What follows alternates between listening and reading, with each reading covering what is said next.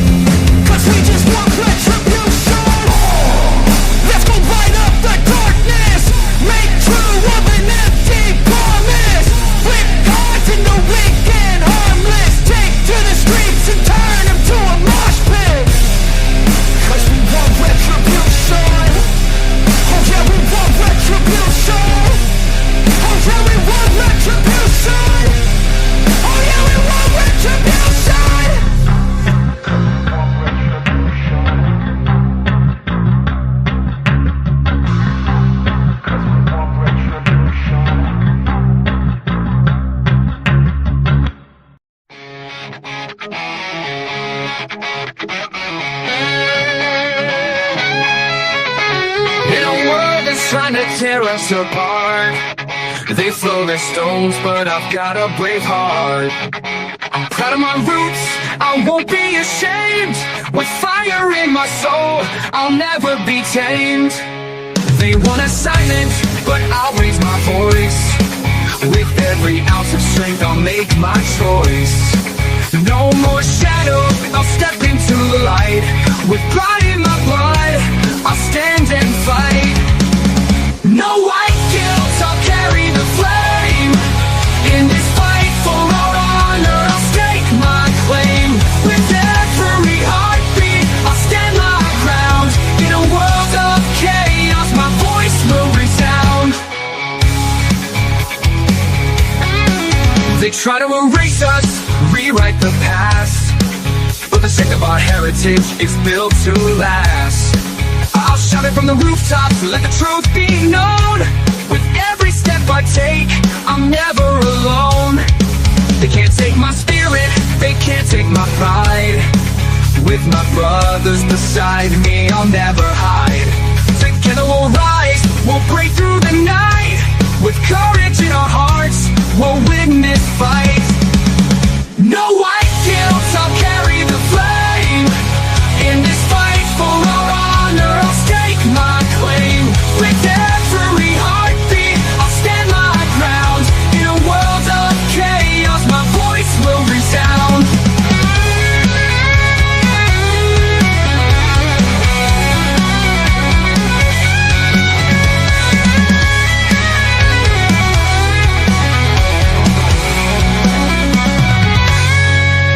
So here I stand, unyielding and proud. In the face of their hate, I'll shout it loud. No more guilt, no more chains to bind.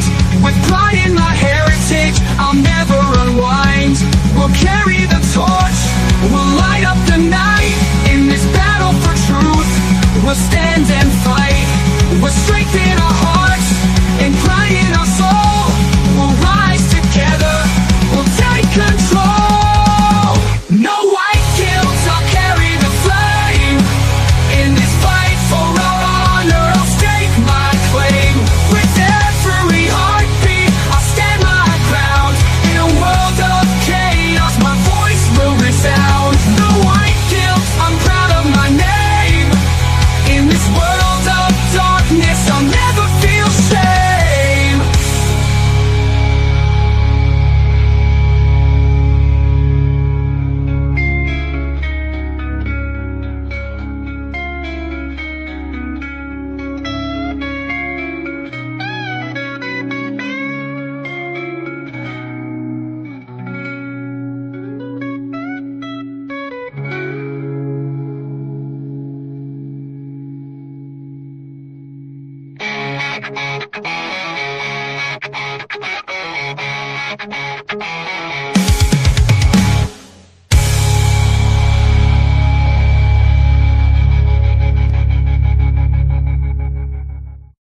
When there's nothing left but the fire in my chest and the air that fills my lungs, I'll hold my tears and trade my ears for a glimpse at kingdom come.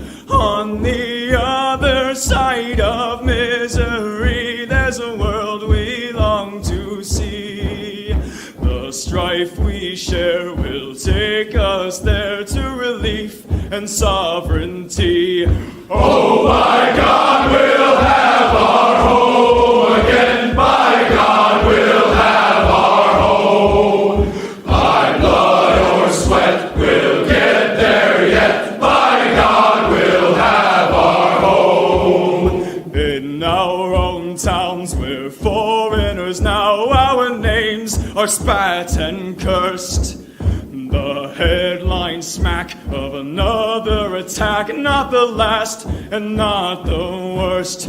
Oh, my fathers, they look down on me. I wonder what they feel to see their noble sons driven down beneath a coward's heel. Oh, my God, we'll have our home again. By God, we'll have our home. By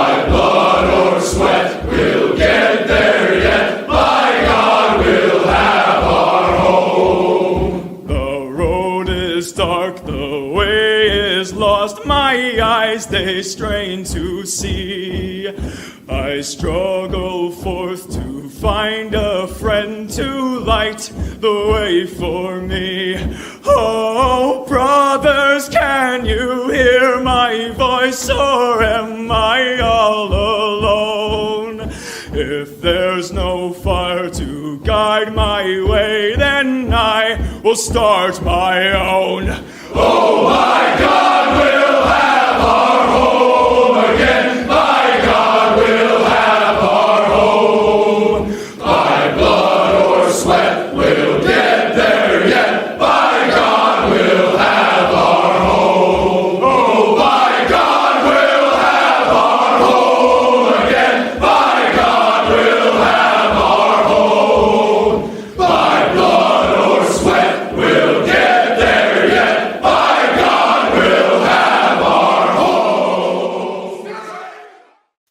Thank God it is Sunday for a Church of White Wellbeing. It's wonderful to be with all of you. Please let your friends know we are heavily censored. Let your friends know that we are riding at 5 and we're recapturing our destiny across Western civilization. Featured stories today. Big show. Left-wing extremism is determined by psychological study to be psycho. We'll take a look at it. Hawk's coin, what happened there? Pope Francis, what is he up to? How about Daniel Penny and the insurance CEO murder? What's happening there? We got a go-free lesson of the day. We're going to take a peek at the Australian GFC's 3 R's for dealing with anti-whiteism, as well as connected to that, confront, challenge, and dispel why we CCD. Your comments and questions, and then there's this. One of the parish priests from the cathedral went on a fishing trip. On the last day of his trip, he hooked a monster fish and proceeded to reel it in. The guide, holding a net, yells, "Look at the size of that son of a bitch!" The priest looks shocked. "My son, such language is uncalled for from a child of God." The guide, thinking quickly, as he did not want to offend the priest, says, "No, Father, no. That's what the fish is called. It's a son of a bitch fish." "Really?" the priest says. "Well then, help me land this son of a bitch." After a long struggle, the priest and the guide finally get the huge fish in the boat. Elated, the priest headed home to the rectory. While unloading his gear and prize catch, Sister Mary inquired about his trip. "Sister, you simply must take a look at this big son of a bitch I caught," he exclaimed. Sister Mary gasped, "Father," made the sign of the cross, and clutched her rosary. The priest shook his head. "Fear not, sister. That's what kind of fish this is.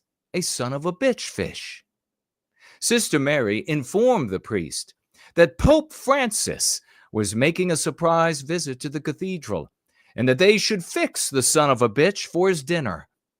Humble as ever, she said, "Father, it would be the greatest privilege of my life if you'd give me the honor of cleaning the son of a bitch." And of course, the priest consented. As she was cleaning the huge fish, the bishop walked in. "What are you doing, sister?" "Father wants me to clean this big son of a bitch for Pope Francis' dinner," she replied. "Sister Mary!" the bishop exclaimed. "If you're that upset, I can clean it for you. There's no need for such vulgar language." "Oh, no, Your Eminence," the nun replied, bowing. "It's called a son of a bitch fish." "Really?" said the bishop.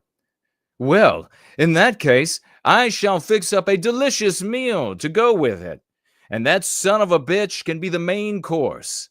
Let me know when you've finished cleaning it." Now, on the night of Pope Francis' visit, everything was perfect.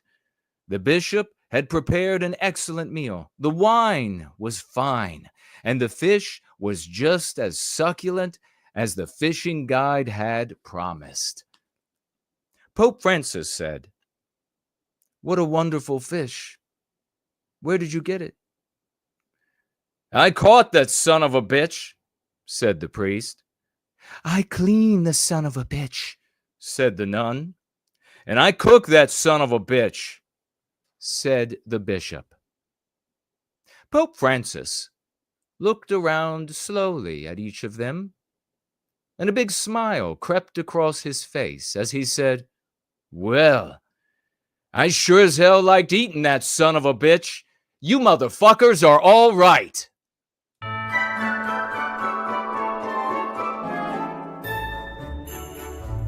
Oh, man, this is awesome, though. Whoa, yes, man.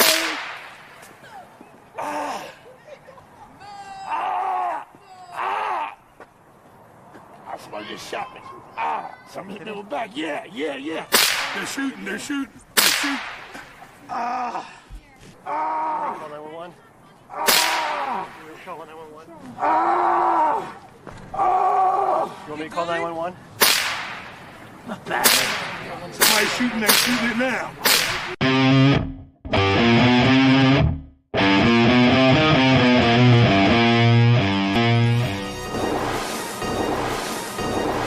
We could hear it coming out the window. A muffled boom. But they didn't get hit. So I'm glad I got hit and no one else got hurt. Not on Christmas. Don't shoot Santa, you know? That's bad. Even as paramedics treated his wounds, Santa's helper stayed remarkably festive. Ho, ho, ho! But with Santa's helper wounded, who would lead the way? Don't you normally steal Christmas? This year I decided to give back. My heart grew 3 times. You didn't shoot Santa though, right? I did not shoot Santa.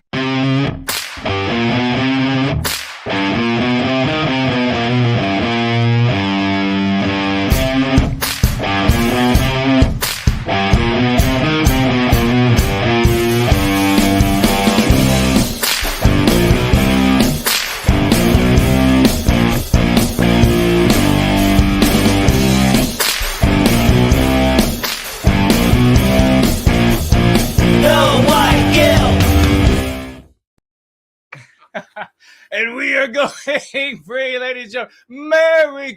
Merry Christmas, and good Yule to all of you. Pope Francis, wow.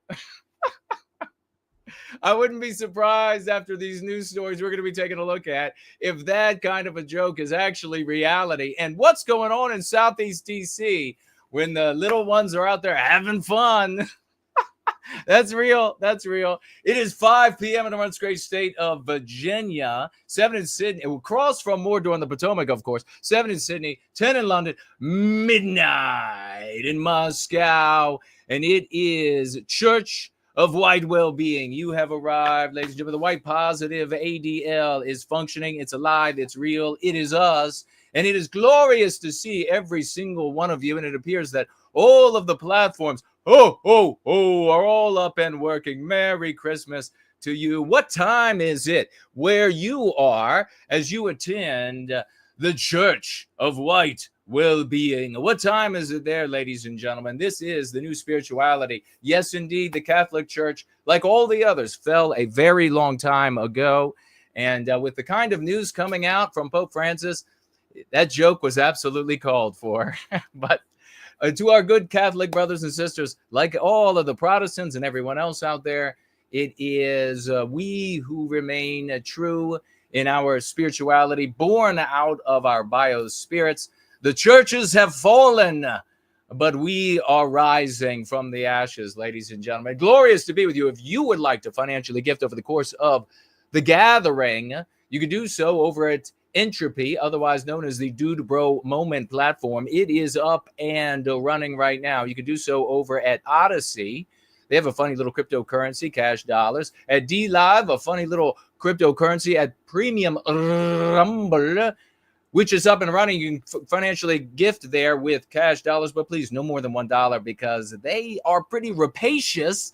They're pretty exploitative and rapacious over there. So try to keep it to $1. You may also financially gift at Cash App, which is up and running. Subscribe Star. I'll be keeping my eyes on all of these.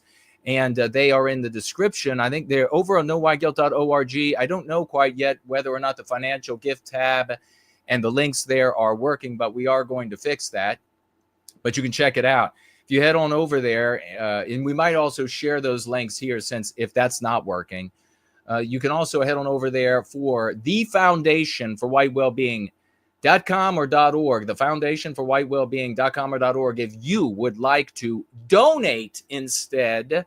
It's a 501c3. Please tag yours truly as the destination for that financial gift. When you financially gift there, a tax-deductible donation, reduce your taxable footprint here at the end of the year by financially gifting to thefoundation.com, the Foundation for White Wellbeing.com or .org, and tag yours truly as the destination for that donation. I'll be keeping my eye across all of these platforms, particularly here on the live chat on Twitter, where we already have the English Brexiteer saying, echo, echo, echo, echo. I wonder what he's implying. If he were brave enough, he would tag me and tell me. Keeping an eye over there, and secondarily to YouTube live chat, which is up and running, where so many of the champions for white well-being who actually put an end to the victimization of white people, where those people are hanging out. But you can tag me as No White Guilt across any of these beautiful platforms, and I will attend to your comments, your questions, your concerns as we are together here in service to white well-being. Can you believe a pro, what would they call that? A pro-white space, and they're talking about white people? They're talking about ending the victimization of white people? Well, what are they, Jewish? What are they, feds over there? Loser. But we are going to jump right into, I wanted to have a quick look at this because I thought it was pretty funny. Tuah.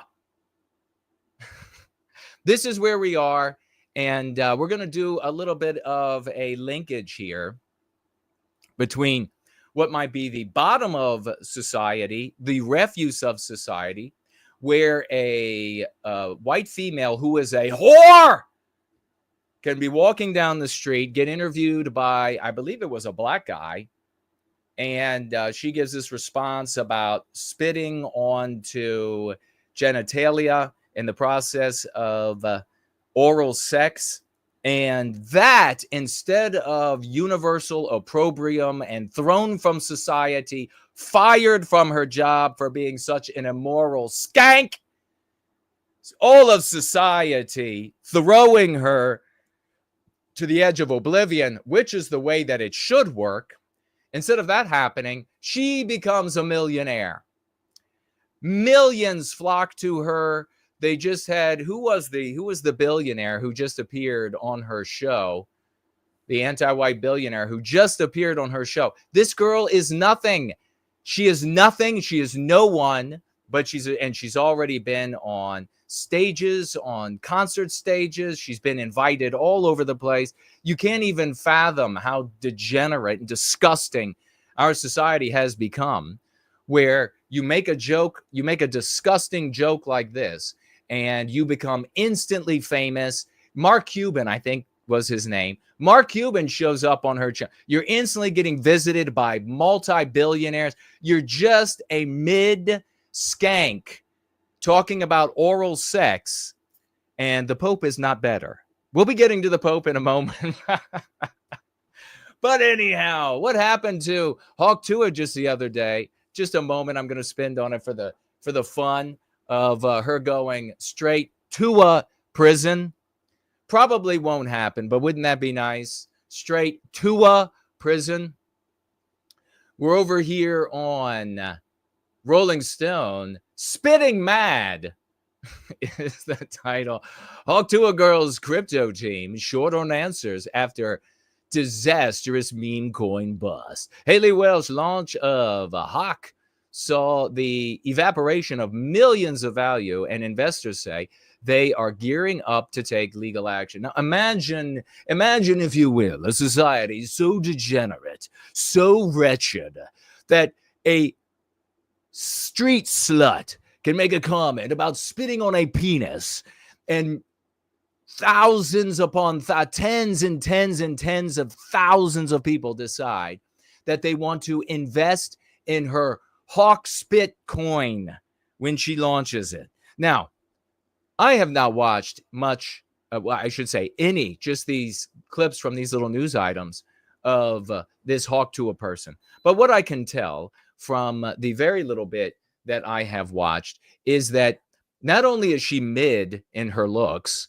and that's all it takes, especially if you're a white female. You can just be mid, and there will be tens of millions of non-white males that'll show up to give you time, pat you on the head, make you rich. I mean, this has to be addressed, folks. If we're going to recapture our destiny, this has to be addressed. We have to sever that connection so that white females in our civilization can no longer get pats on the head and become rich by way of the interest of millions and millions of non-white males around planet Earth. We're going to have to intervene. It's just going to have to be the way it is.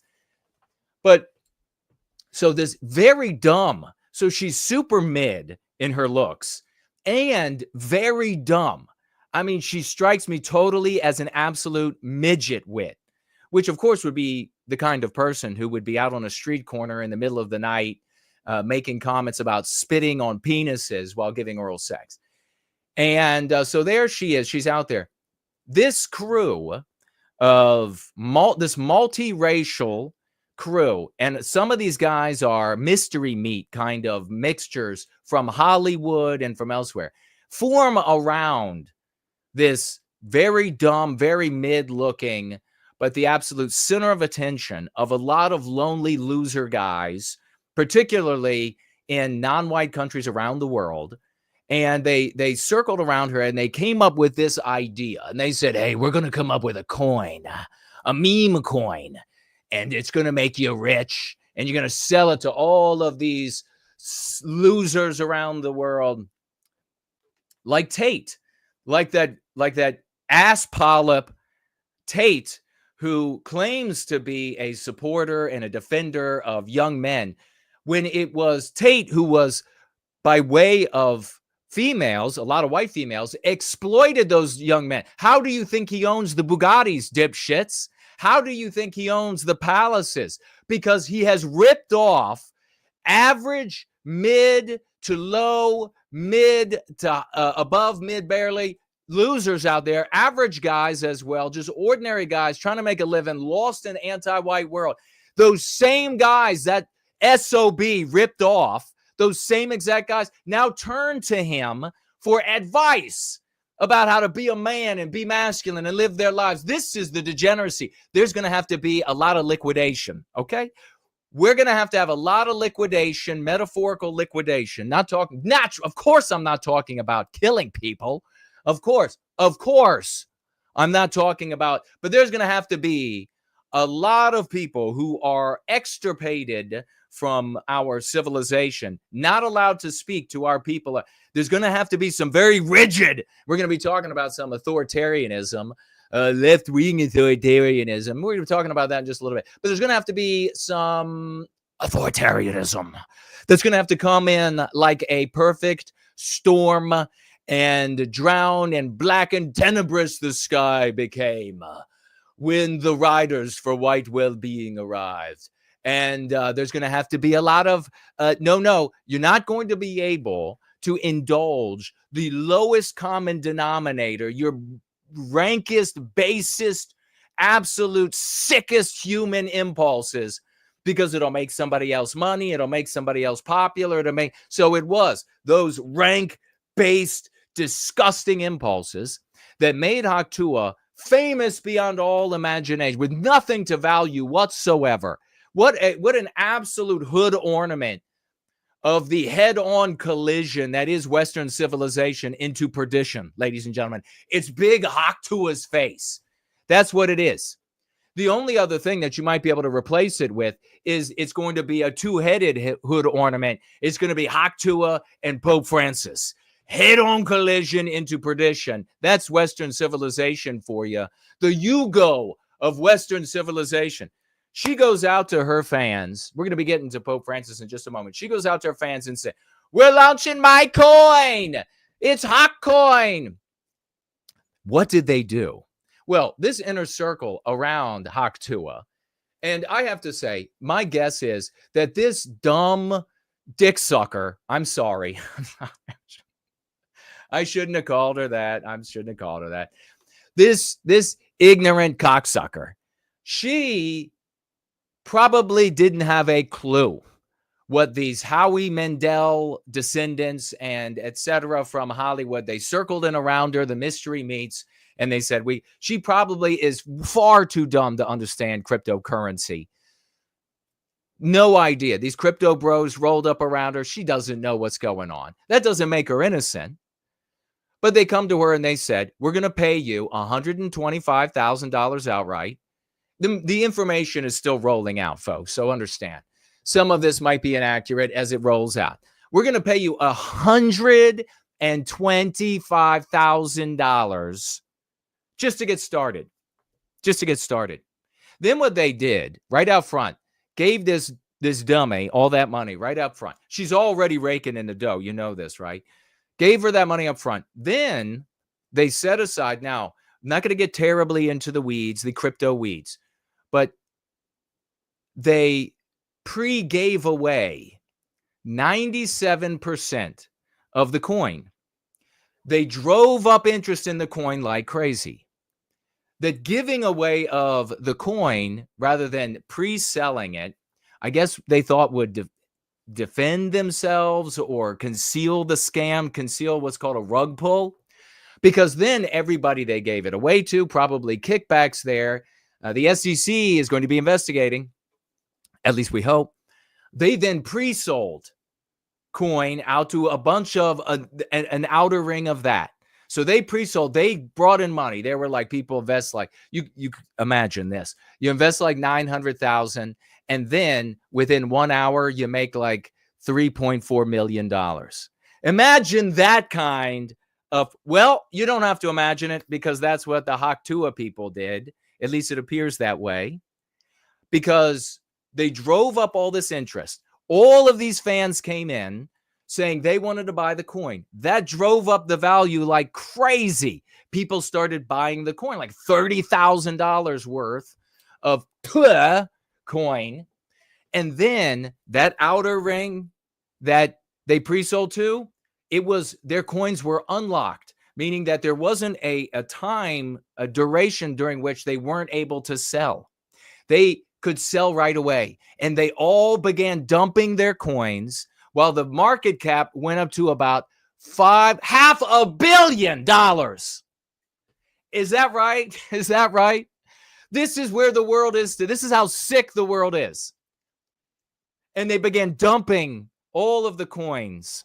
Well, what happens when you dump all, you have this few amount of coins available to a growing number of people, but then you surfeit that market with far more coins than there are people interested. The value plummeted. People had purchases at like $34,000 worth of Tuah, and then within 1 hour, that was worth $2,000 and $15,000 and falling. It doesn't end there. That's just the rug pull. The Tuah criminal team, at least it appears this way, they're going to be investigated. The Tuah criminal team charged 15% interest on the movement of the coin. So you want to buy, you want to sell 15%. And they said, oh, we did that so that there wouldn't be a bunch of movement early on and we would have a stable coin. Well, that's a 15% is certainly worth when you can make that kind, paying is certainly worth when you can make that kind of profit. So that brought in, those fees brought in several million more dollars for Tuah. So, of course, these inner ring guys have to get paid, whatever they're going to get paid. She's $125,000 positive. before it gets started to even start. And then a percentage, maybe 50%, maybe more, is what people are finding out of these fees. Tuah is going to come out of this. It's possible anywhere between $500,000 to maybe $2 million at a minimum. Walk away from this. That is the degeneracy that we live in today. All of this, the people showing up, the people who were robbed by this rug pull. Obviously, there are going to be people out there, criminals, like the team around this little mid right here. Look at her. I'm a mid, but I'm a millionaire now. Provide nothing of value. There it is, ladies and gentlemen. And you look out at the world and you say, but Jason, obviously there are going to be refuse in society. Obviously, you'll be able to head over to the bad part of town and find scum. Yes. Yeah, that's true. In the past, the scum couldn't make this kind of money. In the past, because the audience wasn't there. People weren't going to buy that. This is a consequence of what? The champions in service to white well-being know what this is a response of or caused by. The white erasure of our norms and standards. Far fewer by the day of our people live by the standards, the norms, the customs that we project from our biospirit, our instinct, if you will, onto the world around us. That's what the values and customs and norms are. Well, they have been white erased. I figured this out at 11 years of age. Didn't make $1 off it. Could you imagine? All I really had to do was wait until the current year and go out on a street corner and say, well, you spit on that dick. Could have made millions. Well, not me, but you follow the logic. The audience is there now to make millions, to be enormously popular, to rub elbows with billionaires, which is really what something this healthy and noble as the work we do, which is really what those folks who should be rubbing the elbows with the centimillionaires, the billionaires, who can take this and make it supernova. But it's not. It's the spit on that dick, folks. And you say, Jason, it is still the lowest rung of society. This is some skanky female wandering the street. Okay, yes, I know she was a, elementary school teacher? Can somebody fill me in? It just seems so appropriate.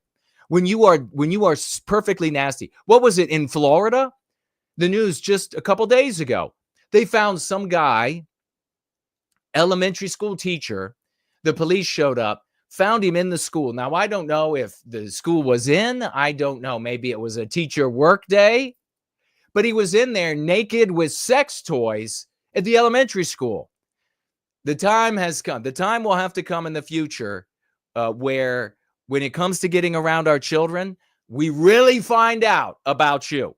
It's regular testing of you. You're going to get near children. You're going to be like a scout leader. You're going to teach children, whether it's history or kung fu. And the state is going to require video cameras everywhere, polygraph tests, and probably at least twice a year. We're not going to allow those who are, now I know on YouTube, I got to say they're very wonderful people, but we're not going to allow those who want to rape children to be around them. That's going to have to be the future. I mean, that is our norm. We protect children. We don't allow them to be raped by adults or talked into sex acts by adults.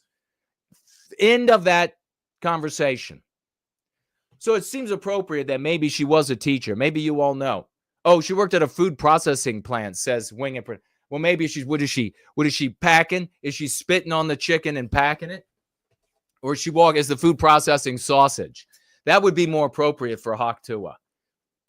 But it's not just in the dregs. It's in the Vatican. It's in the Vatican. I've had this story on wait here. We got to talk about the hilarity The Franklin is with us.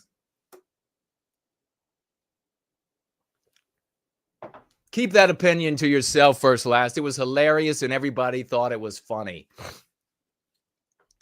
Pope Francis names pro-gay cleric preacher of the papal household.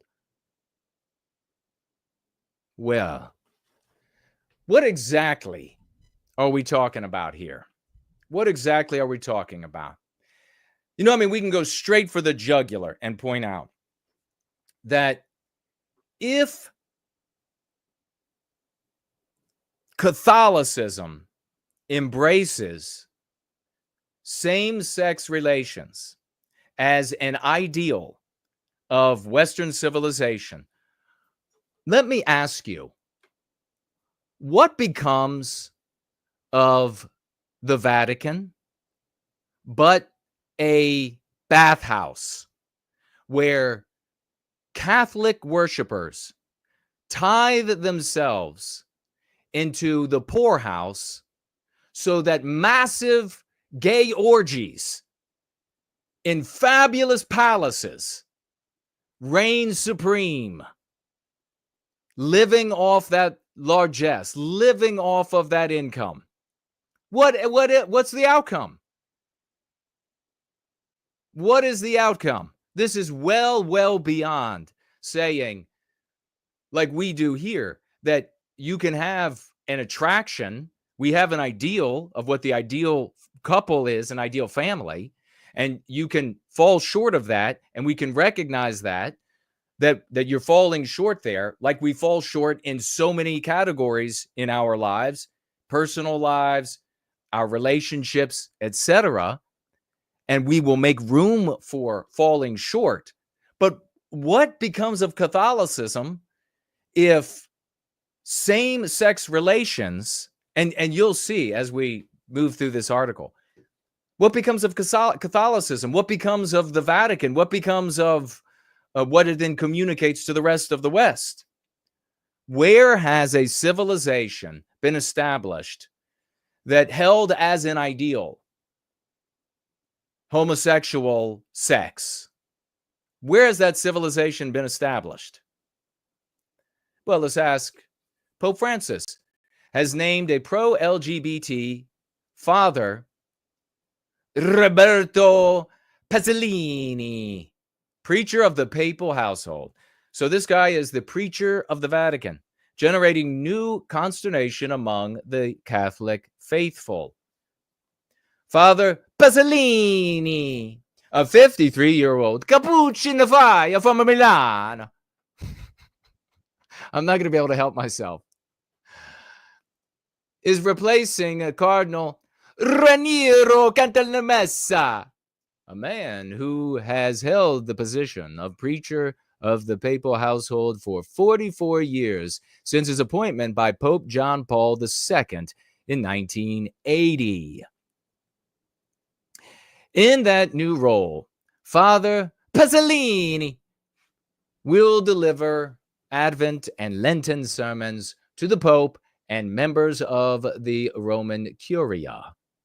Since the priest, so I really had to talk about this because the Pope is off the hook. I've seen these images of him from the other day on the floor kissing the feet of African leaders. He has gone out of his mind, and it's a good opportunity to remind all of our Catholics in service to white well-being that there is no hope in recapturing our destiny by way of the Catholic Church. It is dead. It has been dead for a long time, just like all of the rest of the churches, all of the rest of the lodges. Stop putting your faith in things that anti-whiteism has already defeated. And as I tweeted about this, you can't fix this with another pope, because the entities that make up the leadership and those who support the leadership and those who finance and etc. are all human beings, and they are all brain poisoned by anti-whiteism. So you can't fix it with a new pope. You have to address the psychological warfare that is anti-whiteism, which we successfully do here. Since the priest's elevation, his critics, you're going to love this about Pasolini. You're going to love this about him. His critics have pointed to troubling statements captured on video where Pasolini encourages his congregations to imagine figures from the Bible having sex. Imagine that. You know, when I walked into church, preschool, and it was church. It was a Christian preschool, and all those times, my mind was constantly occupied by thinking about the figures in the Bible having sex. I was always like Joseph and Mary. I like to imagine it. Not once. What the f is wrong with these people? What in the absolute f is there anything that these anti-whites can touch that they don't want to introduce some sexuality that isn't heterosexual sex between an adult man and an adult woman? Everything they touch, they want to read to the children, sex. Between adults and children, between adults of the same sex and each other, it's sex. They want to have a parade, sex. They want to have, it's all about the packing everywhere you go. Why? What in the f is going on? They're going to come in the church? Sure, it's all about fucking now. Seriously? Wait, is there anything you can do that is not about that? Is there, I mean, can you not function? Can you not be we just had this other guy, was looking at this news from earlier in the year. He was a veterinarian, introducing sexuality there. He and his husband, he was what he called a perv, which meant that he liked to have sex with children. The husband, though, wasn't a perv, so he couldn't let the husband in on all of his musings online with other pervs hunting down, looking at pictures of children and everything. And you think it couldn't get any worse. He and his husband were adopting a little boy. It was actually a woman was carrying, it was in vitro. They were getting this little boy. And this guy says to the FBI agent online, can't wait to get my son from the birth mother so that I can him. That's what he wanted to do. He actually said a sentence, I can't even, it so disgusted me. I can't even say what he wanted to do to this days-old baby. So here you have. Can't you just imagine? This is what's his name? Pasolini. Could you imagine you get up there for the service and it's like, we want to imagine them having sex, and your first thought would probably be like maybe Joseph and Mary, and he's like, and you're thinking, why? Why would I? No, not them. No. This is the new church. Imagine figures from the Bible having same-sex relations, and even entertains the possibility, Pasolini, that Jesus and his disciples might have engaged in the same behavior. We cannot simply say there is no form of approval of homosexual relations in the Bible. I actually thought there was, but okay. He told the gathered group at the Capuchin event in northern Italy, in the northern Italian city of Veresi last February. Speaking of the friendship between Jonathan and King David, the priest said that while there was no mention of homosexual relations in the biblical text. Don't let that stop you. I mean, why are we here? Quote, we can imagine it, says Pasolini. We can think about it, and we can like thinking about it. Close quote. Quote, surely there were stories of homosexual love at the time. This is evident, so nothing prevents us from being able to think about it, to be able to imagine it. How about, actually, you know what? How about we just have like these life lessons that we are supposed to get on Sundays?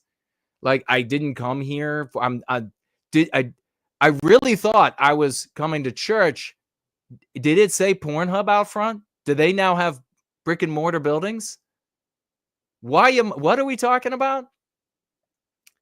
He then went on to suggest that homosexuality provides a plausible reason for the concern expressed by a Roman centurion for his sick servant in the gospel, which impels him to implore Jesus to heal him. Quote, Jesus never spoke so well of a person as of this man, Pasolini noted, when he declared, I have never seen such faith in Israel. For a Roman centurion, a sick servant means nothing. And I briefly touched upon this a couple of weeks back. The most damaging aspect of this is to denigrate and demean love between men. White men need to love each other, to fight side by side. We need to be able to do that. That doesn't mean that we want to have sex with each other. So if you destroy that union, then talk about the ultimate divide and conquer. And that's ultimately what this does. That this centurion, he could not love the manservant without it being about carnality, without it being about them screwing, which is preposterous. Absolutely preposterous.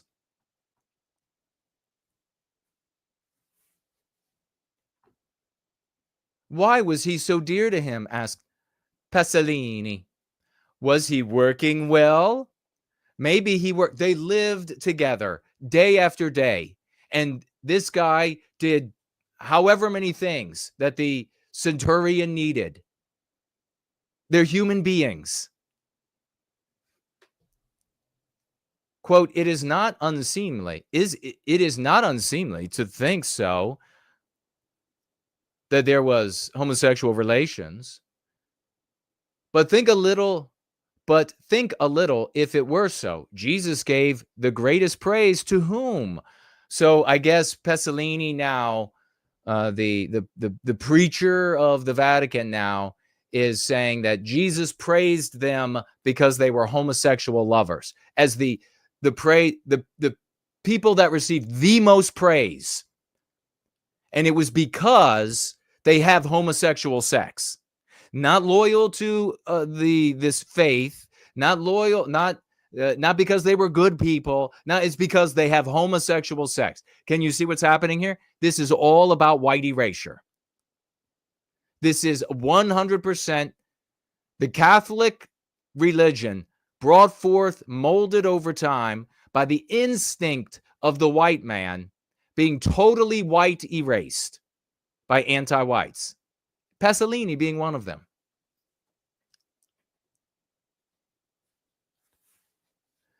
There are other possible episodes which could even, quote, go so far as to hypothesize that there could have been homosexual relationships within the circle of the disciples, between Jesus and all the disciples, Jesus and Lazarus, because there are expressions that Jesus loved Lazarus that are very strong expressions. And there you have the diminution, the invalidation of the love between and among men, that it always has to be reduced in white erasure to sex. I mean, can you, what is the Final Supper painting? What is the next Final Supper painting going to look like? I mean, I guess Pasolini and the other anti-whites coming along, they got it wrong. because it's going to be bodies on that table in that next final supper. Oh boy, it's going to be a whole nother type of final supper. It's going to be a whole nother type of final get together. It's going to be the final bathhouse in here. It must be said that the Bible does not even hypothesize a world in which there is a tendency that is not heterosexual. In the culture of that time, the only tendency that existed in the eyes of the authorities and the people they saw was the heterosexual one.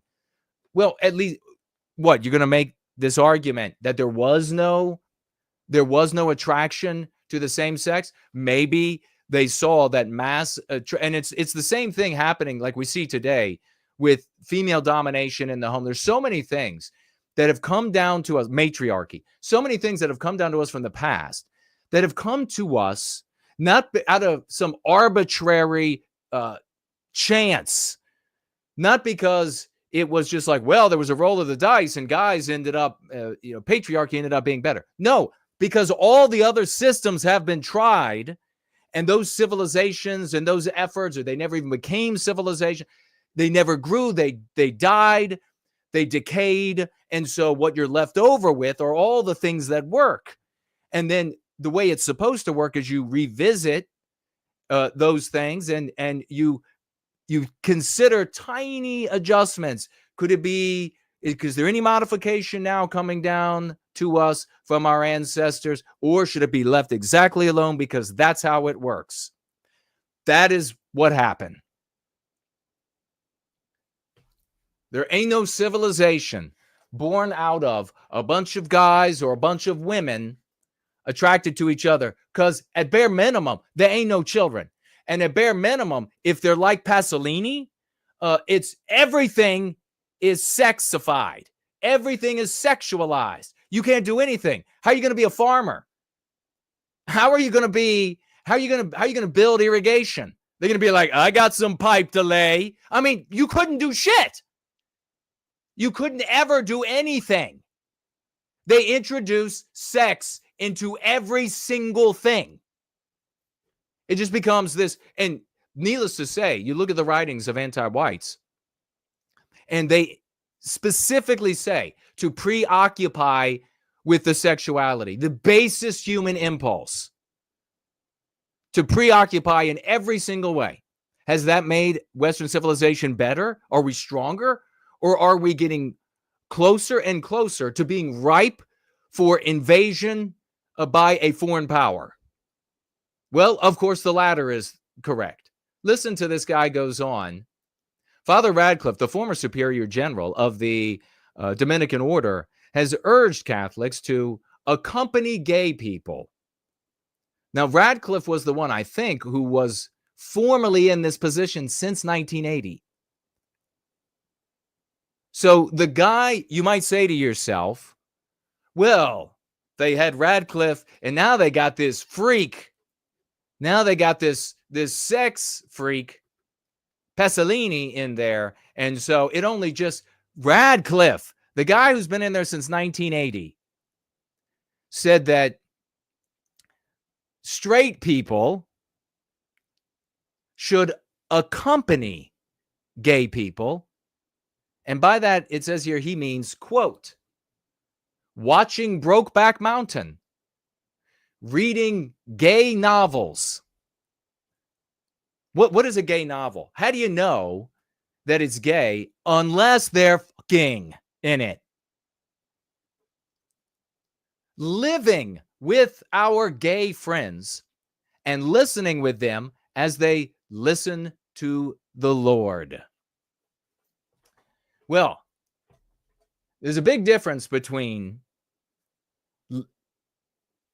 friendship and camaraderie with somebody who is attracted to the same sex, and friendship camaraderie with somebody where that friendship and camaraderie is based on their attraction to the same sex. Everything has to be sexualized. So I hope if there was anybody listening or listening in a replay where they're saying, Oh, well, Pasolini, brand new, February 2024, makes sense that this is taking place now. 1980. Were you even alive yet? 1980. And that's Father Radcliffe. He also argued that gay sex can be Eucharistic, so of the body of Christ, and expressive of Christ's self-gift in Holy Communion. Gay sex. It says gay sex. That's what Radcliffe said. Gay sex. The sex. We cannot begin with the question of whether gay sex is permitted or forbidden, he exclaimed. We must ask what it means and how far it is Eucharistic. Certainly it can be generous, vulnerable, tender, mutual, and nonviolent. It can be. Gay sex can be nonviolent. Why does that have to be included? What, do you know something I don't know? So in many ways, I would think that it can be expressive of Christ's self-gift. We can also see how it can be expressive of mutual fidelity, a conventional relationship in which two people bind themselves to each other forever. All right, so that is the new Father Pasolini from Capuchin. He's a Capuchin friar from Milan. And he is now the new priest of the Vatican. And this is what he preaches, that you can imagine, you should imagine the male figures in the Bible having sex, and you should like to imagine it.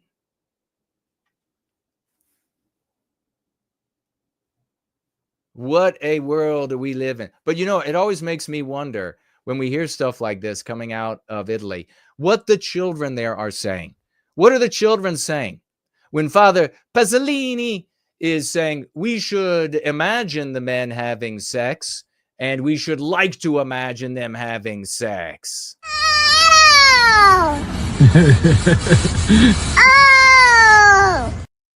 That is what little Luigi is saying.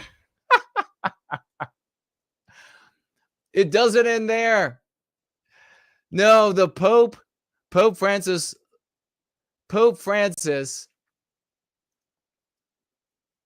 proclaims special jubilee for the LGBTQ plus, etc. community.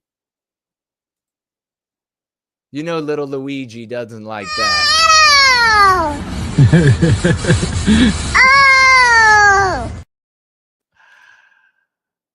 Let's have a look. A little Luigi. There he is. He's all smiles, folks. For all of those people across America that continue to think that Catholicism is going to save the day, the rot has made its way, and a long time ago, to the head of the Catholic Church. It's over. Pope Francis has proclaimed a special Jubilee pilgrimage for gays and all LGBTQ plus people. So, I see Coconut is here, Jay Bishop, Cool Papa J Magic, Winged Productions. Special Jubilee in Catholicism, they're all going to get God's blessing and God's grace. Forgiveness. That's what it is. So you thought to yourself, oh, the white erasure. It's just, you know, what if a guy or a girl, what if they are just attracted to their own sex? I mean, are you really going to hammer them? And normal white people are like, no, that doesn't seem right. For their attraction, no, if they're just, that's their attraction, or that doesn't seem right. Okay, yeah. By the way, adult child sex as well. Yeah. By the way, mutilating children and all these lawsuits coming out of these young people who are now suing the doctors who cut off their breasts or cut off their penis, and lawsuits are showing up everywhere now. But we couldn't do all that too. God wants that, right? LGBTQ plus people, Italian media announced this weekend, for the first time, a special Jubilee event will be dedicated to Catholic homosexuals. Oh, but not just attraction to your sex. Also, the entire LGBTQ plus, they actually go IA plus as well. It says, community, noted the Italian Daily, Il Messaggero, Il Messaggero, Il Messaggero. Despite the Catholic Church considering homosexual acts to be intrinsically disordered. They'll be rewriting that. Trust me, they'll be rewriting that. On September 5, Catholic members of the LGBTQIA plus community will be hosted by the Jesuit Church of the Gesù, the Jesuit Church of the Gesù in central Rome for a vigil service. The Jubilee 2025 initiative is sponsored by John. So let me hear from all of the Catholics out there who need to give up this notion that Catholicism is going to save the day. Let me hear from you about how it's going to save the day again. Hosted by the Jesuit Church of the Gesù in central Rome for vigil service. The Jubilee 2025 initiative is sponsored by Jonathan's Tent. You got to be kidding me. Jonathan's Tent, an Italian pro-LGBTQIA plus organization founded in 2018 by Catholic priest Father David Esposito, that aims to reconcile homosexuality and the faith. Jonathan's Tent. There seems to be a double meaning here. You're lying on your back and as a guy, and there is a tent which has a tent pole. Can anything not be sex oriented? Is anything, I mean, can we have any nobility in Western civilization? Does it all have to be reduced to this? The news was welcomed by the other LGBT Catholic advocacy groups. Any initiative aimed at welcoming LGBTQIA plus people and overcoming the, when are we going to start including the Greek alphabet in this as well? I mean, you have to have all of the aberrations.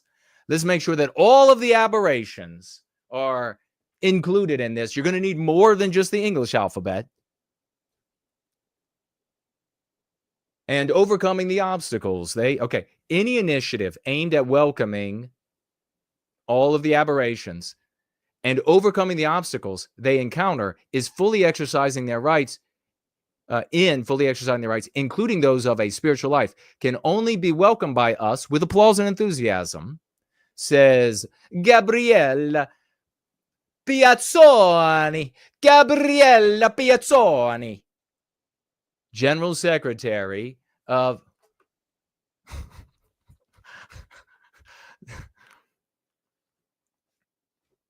the Archigaya. It's seriously called the Archigaya. Nonetheless, Piazzoni added, Catholics still have, listen to this. Nevertheless, Piazzoni added, Catholics still have a long way to go on issues such as gay rights, abortion, euthanasia. Abortion, and isn't this interesting? It's almost as if the gay rights is just part of the spectrum of anti-whiteism. Abortion and euthanasia and what else of our norms do you want to erase? Do you want to white erase? What other of our norms do you want to white erase? I mean, how right have I been? I have been so fucking right from the absolute beginning. And only the toxoplasmosis suffering turds out there continue to push back. Those are the only ones. You're sniffing your cat's ass, and your brain is eaten alive with the parasite. And that's why you push back. I've been right from the beginning. It's everything I have said has been right since I've been a child. You know, if there is ever any evidence for a divinely inspired being, it's that. From childhood, I had this shit right. And I've been saying it ever since. And I've been facing headwinds ever since. Oh, so they still got a long, well, what else do they have a long way to go? You gay rights activists, what else do we got to get rid of? White males altogether? Unless they're homosexual and little boys, then they can remain. Catholics are still today the most hostile politicians, says here, to the exercise of our freedoms. Really? Didn't we just have Biden in office? Got to get rid of them white people and it's a good thing? Wasn't it Biden that had the big white erasure display on the White House lawn where the guy was out there and had simulacra titties, giant ones out there? And wasn't that the Catholic president of the United States? Oh, but Jason, he's not a real Catholic. You're going for that old fallacy again, are you? Going for that old fallacy again. Not a real one. Well, the whole Catholic Church, they must not be the real ones either, right? Chigay. Catholics are still today the most hostile politicians in the exercise of our freedoms, as well as many freedoms related to the dignity of people and self-determination over their bodies. Okay, so there you have the self-determination over their bodies. Transgenderism at the Catholic Church. From end-of-life issues to voluntary termination of pregnancy, abortion. Quote, and these remain facts that are difficult to overcome with a pilgrimage. Okay, so essentially, this guy, Piazzoni, is saying that even though the Pope has made this declaration, first ever of all time, God's grace to the entire LGBTQ9, I actually honestly don't know them all. God's grace. That's not enough, says Piazzoni. And these remain facts that are difficult to overcome with a pilgrimage, however welcome and positive in itself. He said, I think little Luigi's unhappy. Oh! Little Luigi. Similarly, Rosario Coco, president. Similarly, Rosario Coco, president of GayNet. President of GayNet suggested that beginning with so everything is focused on that act of sex. Suggested that beginning with the Jubilee, he says, quote, let's shelve the rhetoric of gender. In other words, if you don't follow the idiom, let's set it aside for now. During the Jubilee, let's shelve the rhetoric of gender and reach a clear position against conversion practices and the criminalization of homosexuality and trans people around the world. We'll get back to the 1.5-year-olds being able to determine that they are in the wrong body and they need to have their genitals changed. Pope Francis has shown great openness toward homosexual people. Il Messaggero pointed out. But at the same time, he has also spoken out clearly against the gay lobbies, as well as against the entry into the seminaries of boys with this sexual identity. I wonder why. What happens to these all male, and I get there can be some female, but all male seminary? What happens when people are attracted to their same sex and everything is about sex? They're going to go into that all male seminary, the boys are, that are paid for with your Catholic tithes. Wonder what they're doing in there. Wonder how much time is actually dedicated to studying the Bible. Wonder what they're up to in these palace-like beautiful structures paid for with your tithes. Like this guy who just rebuilt Notre Dame, or the lion's share of it. Beautiful palaces. Wonder what's going on. How young, can somebody tell me how young of a boy can go into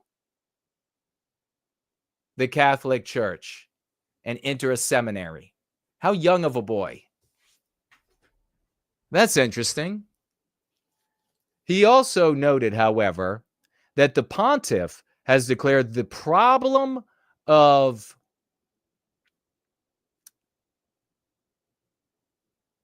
fagatry. Apparently, the Pope said there's too much fagatry in some of these seminaries, urging the bishop to curb the situation.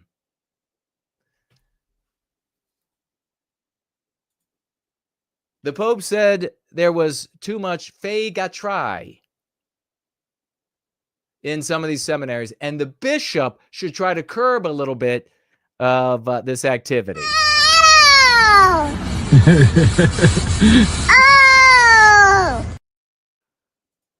Let me see. What do we have here?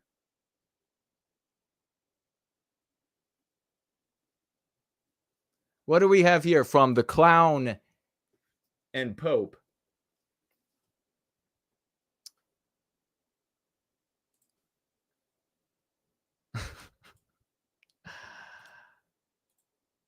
Let me see what we have here. Just the title of one more.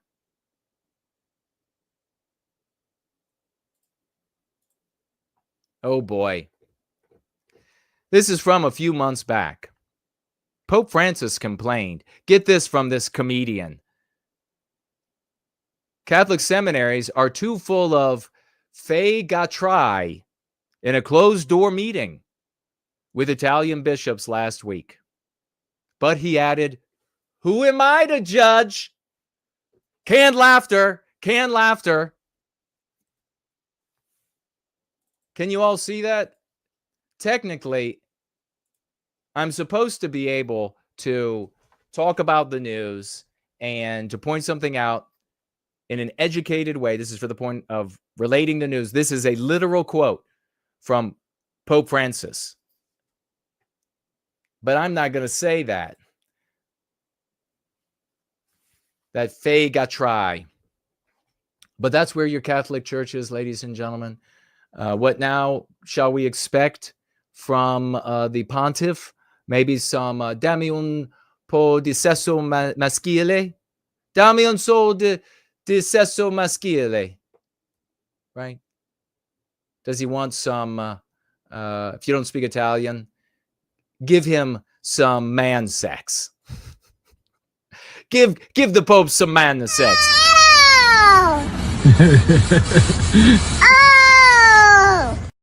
Oh, it's right. Oh, it's right. Little Luigi is right on top of it.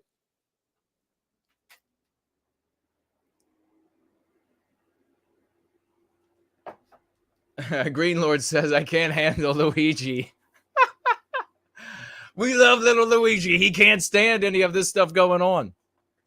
So I hope this whole Catholic under the rubric as Christian nationalism, that's really what it is. I hope it's dead now.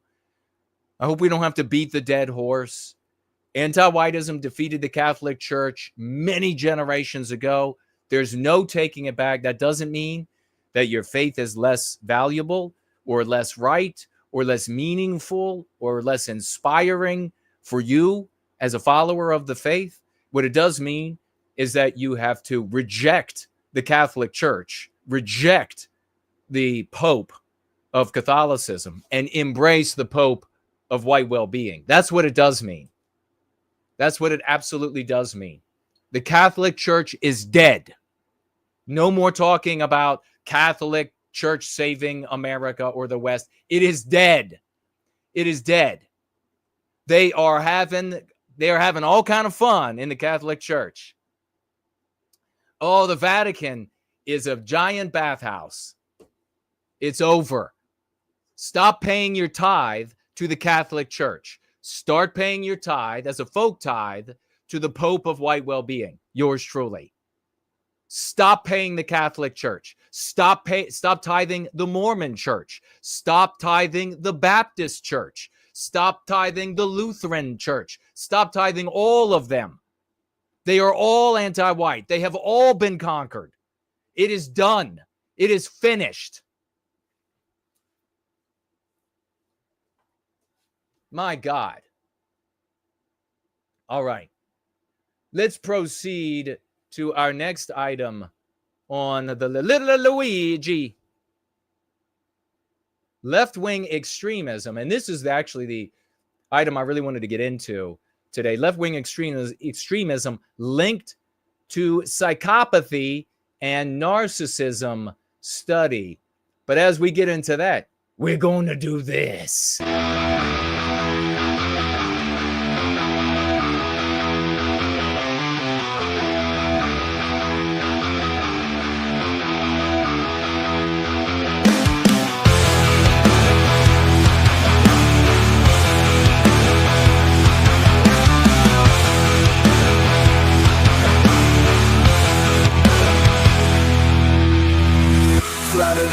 Untested they fall, dancing on strings to the anti-white call. Ignorance cloaked as a beacon of grace, while children are taught to loathe their own race. Arrogant horse rotten to the core, you push our children to bleed even more. Selfish, weak, and vile in your ways. The West burns while you bask in the blaze.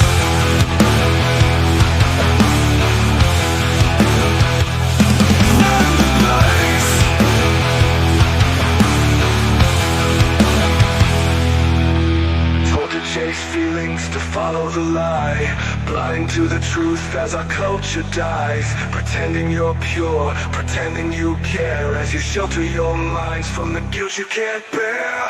Arrogant horse rotten to the core, you push our children to bleed even more. Selfish, weak, and vile in your ways. The West burns while you bask in the blaze. But the chase feelings to follow the lie, blind to the truth as our culture dies. Pretending you're pure, pretending you care, as you shelter your minds from the guilt you can't bear.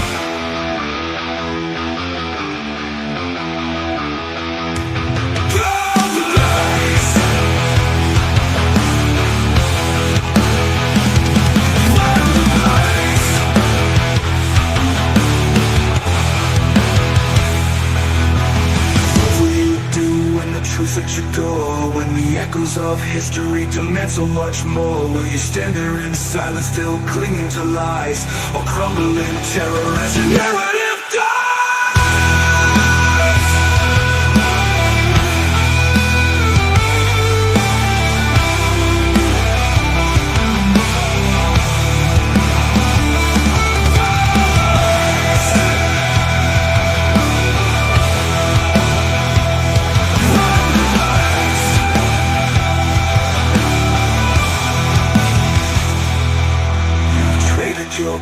for a fleeting applause, but your downfall awaits written in the laws. Anti-white women, your legacy shame. You scorch your own future in the poisonous flame.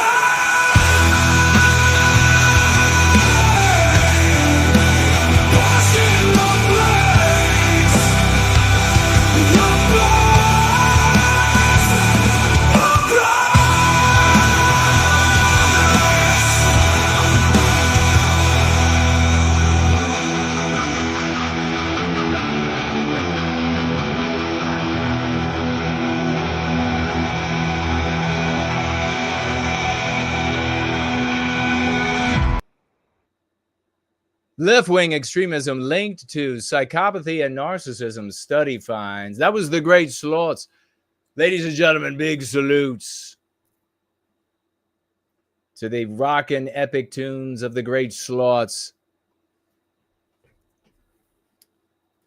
Well, what's interesting about this is there's a lot to learn here, because where are the scientists who conducted the study? Where do they live? What narrative do they live in?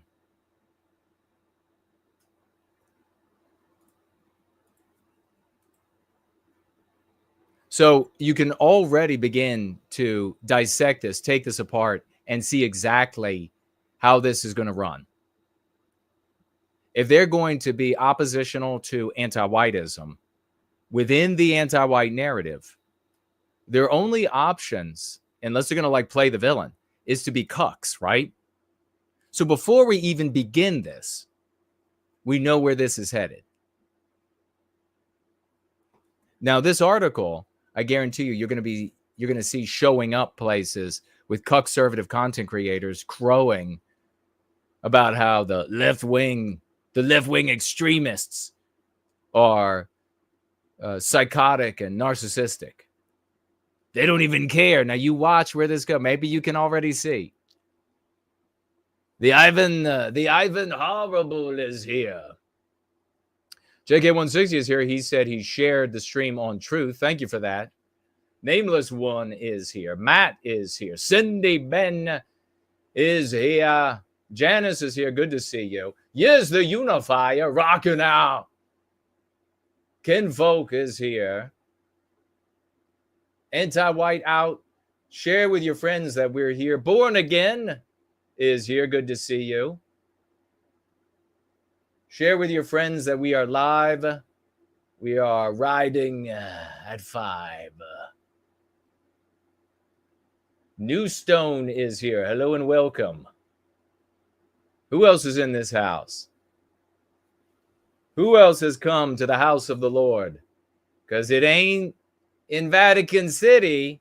The Blue Flame is here. JC Denton. Michael Sarian on YouTube. Dragon Mother and Energy Vampires. Also, who are these people? Fiction of the Orgasm for the Interested Layman. Something must have been shared earlier. Winged Productions says, yes, you've won the argument. Slots. Slots asked if you'll see Lil Nicky show up at some of these seminaries. Maybe. I know the works of the two men that speak to the over-sexualization and the tyrannical behavior, if that's okay. It certainly helps with psychological insight for those who are interested. That's the Blue Flame, and that was the first part of what I just read. Marlene is here. Hello and welcome. Cockatoo was here. El Robot is here. Brent Danger is in the house. Dean Danger, good to see you, brother. All right, let's dig into this. JK160 said, did you see Trump is ending birthright citizenship on day 1? I did not. I do remember him saying that during the campaign. So there was another statement about it, about him ending it. The issue is that I think if it's just by his decree, it could just be undone by the next president. So correct me if I'm wrong on that, but I think it could just be undone by the next president if that's the way it's done. Ghost Green. Hello. Bass is here as well. Peter. Hello, Peter and Glenn. Good to see you. Promethean hails. So let's dig into this. What is this? Is there audio here? New study is linking psychopathic tendencies and narcissism to liberal. So the cooks have spoken. Alex Mitchell. Alex Mitchell? Cock? Oh, there you are. Come on up. Alex Mitchell writes to us. Cuck. Maybe if we're going to properly do the cucks, we have to don the appropriate. Oh, I'm sure there'll be a part where we can do that. A new study. The authors claim people drawn to left-wing authoritarianism, or LWA, have the dark ego vehicle. Now, this annoys the ever-living shit out of me, because even though it hasn't happened, it's about to happen. You're going to see the cucks who can't learn and won't say anti-whiteism, anti-white, white erasure, etc. They won't say that, but they'll learn immediately LWA and dark ego vehicle. You want to bet? And the academics, the cucks, academics, the basic bitch academics who think that legitimacy is conferred on their position by sitting firmly on the fence with a post right up their ass, getting impaled, they'll all suddenly learn these to sound smart. And they'll put their little pinky in the air as high as they can when they say these things. I just get so disgusted with the socio-political conversation. Absolutely disgusted. Sloth says yes. He's absolutely right. That it's absolutely going to be the case. Which they use to satisfy their own ego-focused needs. And there we get into it. So let's go ahead and jump into this story. You're going to love this. Left-wing extremism is linked to toxic. Now, wait, where does this toxic come from? Oh, it's used all the time by the anti-whites. So, of course, the ruling cucks think they can whistle too. They can say, if you can say, and then we have as much power. That's the cucks for you. I mean, come on. Look at these people, for the love of God. Look at them. James Lindsay, totally as anti-white as they get. And he's got this video I didn't even know about until last week, where he has this big-ass sword and he's moving around like he thinks he's some kind of ninja. He's fat, he's soft, he has zero muscle tone. These are the cucks that you follow. The toxic psychopathic tendencies and narcissism, according to a new study published to the peer-reviewed journal Current Psychology. So it's allowed to be peer-reviewed. It's allowed to be published and peer-reviewed. What do you think the conclusions are going to be? It means, one, that they've got to be acceptable to anti-whites and anti-whiteism. They're not going to allow anything that's not acceptable to anti-whites and anti-whiteism to go out on an official news source.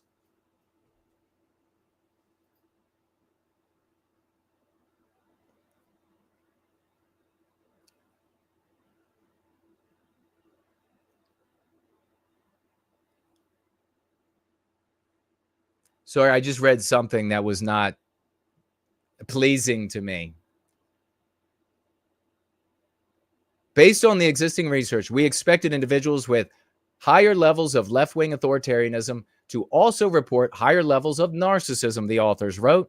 As a result of the new data, study authors Anne Crispins and Alex Bertrams have coined a new term for such psychological behavior. What is the new term for such psychological behavior? Very smart. And they have coined the dark ego vehicle principle. It just rolls off the tongue. According to the principle, individuals with dark personalities, such as high narcissistic and psychopathic traits, are attracted to certain forms of political and social activism, which they can use. You see the direction this is going? To satisfy their own ego-focused needs, instead of actually aiming at social justice and equity. Oh God, the cucks are like, do you see the forms of political and social they're attracted to, and they therefore misrepresent the social justice and equity. The author and Chris Pens and Bertrams told. Oh, look at this picture that the New York Post chose. It's kind of an interesting picture. Here are your anti-whites acting a fool and crazy. They all kind of look again. They look at the skin that they show. All light skin, kind of like they're white. In particular, certain forms of activism might provide them with opportunities for positive self-presentation and displays of moral superiority to gain social status, to dominate others, and to engage in social conflicts and aggression to satisfy their need for thrill-seeking. Who are the they that they're talking about here? Well, we'll get to see in just a minute, but maybe you're on the right path already. You're already thinking about who the they is here. The study on left-wing authoritarianism also showed that many times they do not practice what they preach. Oh, are they hypocrites? Sounds like we're going a conservative direction to me. Such social justice is often used as a guise for these activities to be unhinged, activists to be unhinged, the research noted. Well, oh my goodness, there's a light skin and more light skin and more light skin.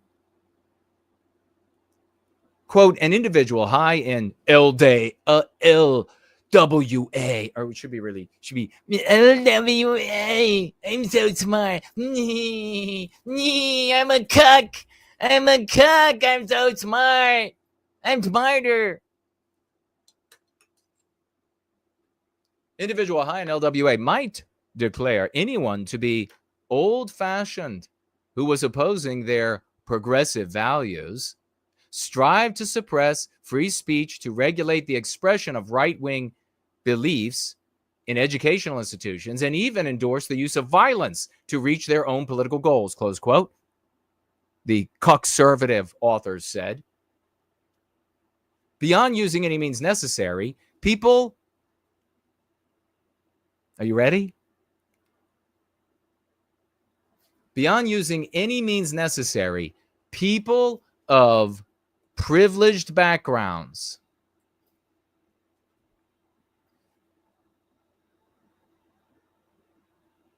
who are aligned with LWA often use their narcissism to make activism solely about themselves. Instead, the authors say, of achieving the social equity of struggling non-white groups. Did you hear that? This is the cuck conclusion. This is the fucking cuck conclusion. That white people are screwing up the drive for minority, non-white civil rights and equality. That's the conclusion of the cucks, because the white people there are the privileged ones. They've got the white privilege, obviously, the mean pathogen. They're the privileged ones, and they're making the non-white anti-whites look bad, only out of the mind of a diseased cuck. You cuckold scum that hold down and oppress the white race by silencing everybody who is a healthy voice of dissent against anti-whiteism, against our victimization. So you can waddle around in your backyard with your big long sword to make up for your indignity between your legs. You can waddle around with your fat belly and act like you, and you're going to pontiff like the Pope these days. You're going to pontificate like the Pope these days and tell us all about how the anti-white narrative is real, and you're going to legitimize the totality of it, and the damn white people are getting in the way. How many times do we have to endure these wretched cuck scumbags defaming the white race for the benefit of non-whites? That's exactly what these scientists are doing. Anybody who's repeating LWA and all that deserves to have the shit kicked out of them.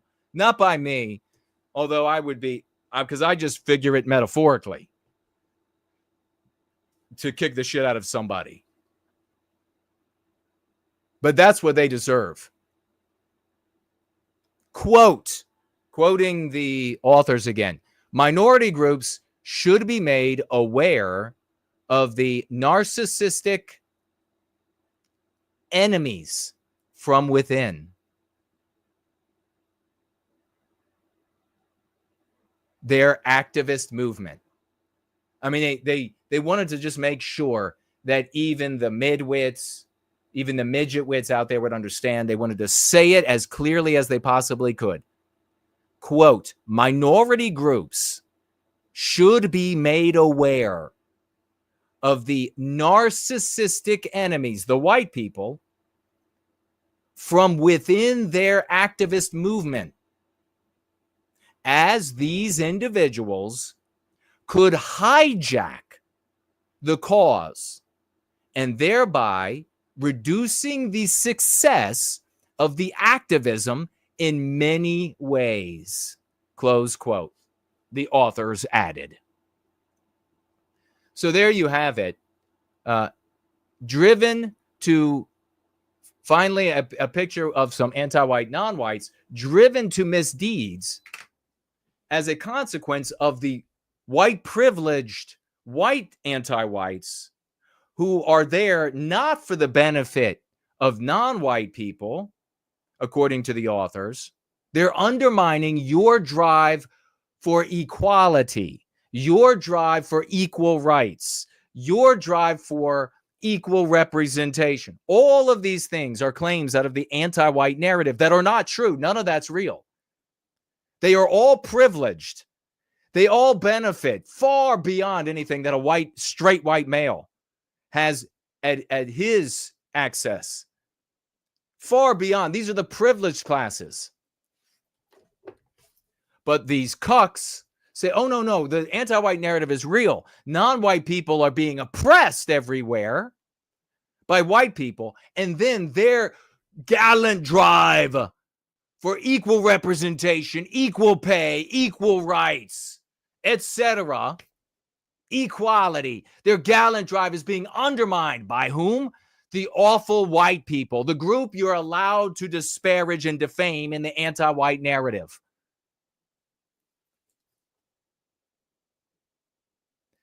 Quote, as grandiose narcissists typically desire fame, distinction, elevated social status, and high social importance. Let me stop right there. Have you ever seen an anti-white, non-white grandstand? Of course you have. I mean, you just saw Black Lives Matter with this Hawk Newsom and his wife or girlfriend or lover or what is it, dalliant, show up on the stage with him to grandstand about how the city has to be made aware in the way that anti-whites are able to make people aware of the anger and the hurt feelings of the anti-whites. They're gonna have to make it aware. And we saw, like 2020, we saw again and again where people are made aware about how much the anti-whites are hurting when they burn down our cities, when they rape and kill. It's them just hurting. It's a funny little similarity between anti-whites and females, isn't it? Never accountability. It's always just them hurting. But of course, we live in the anti-white narrative where our defenders, our gallant defenders, our victimization are these no good cuck losers. As grandiose narcissists typically desire fame, distinction, elevated social status, and high social importance, they can be assumed to strive for influential positions that involve social visibility and outreach, as well as access to financial and other resources. What does that paragraph tell you? The white people that are in positions of authority in anti-whiteism are there illegitimately. They're illegitimate. Now, this is totally independent of the observable reality for those of us outside the anti-white narrative in our own story. We know that they are all anti-white to victimize white people. It doesn't matter what race they are. They are all there to victimize white people. But within inside the anti-white narrative, they take for granted the claims, the pretext that the anti-whites will give them. That's why these cucks will argue it. Within that narrative, within that context, within that understanding, these cuckers, these two cuckers right here, are saying that if white people are in charge, it's illegitimate. If they're in the public eye for anti-white projects, it's illegitimate because they are not there for the gallant, noble mission of equality and righting all the wrongs of 10 trillion years. Oh no, they're just there because they're white and they're narcissistic and psychotic.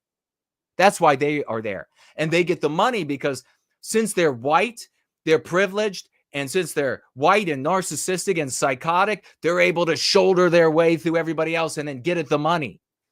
It couldn't be because they're having more success. It couldn't be because they make things work. No, it's none of that. It's because they're psychotic, narcissistic, and privileged. Those white ones. The authors also made it clear that authoritarianism exists on both sides. So how do you like it from these two cuckers? These two cuckers came together and they said, you know, we're going to do this study. We're going to blame white people for the evil in the BIPOC, the minority, the gallant, noble struggle to right the wrongs of the past in the non-white community. We will blame the white people for the authoritarianism of the left. And then, before we're done, we will blame the white people for the authoritarianism on the right. How do you like that from cuckers? Both sides of the political spectrum, quote, there is a wide range of literature and research in the field of right-wing authoritarianism. However, research on authoritarianism observed in individuals who are supportive of left-wing political ideologies are still rare. So, in other words, please publish us. Please, anti-white power holders in America, in the West, please publish us. Because us cuckers, we hate white people too. And we're saying that, yeah, there are all of these evil white people and make no mistake, when they say like authoritarian, they mean it in a different way than you do. Authoritarian is a mean pathogen within the anti-white narrative. It means exploitation for millennia. It's white. It's always white when they say it.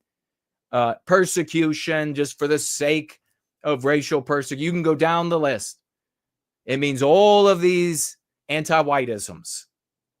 So what they're saying is, well, we got all of this literature that proves how evil white people are on the right, but we just did this little piece of literature that is critical of white people on the left who just merely support. They're supportive of these legitimate left-wing positions. Please publish us.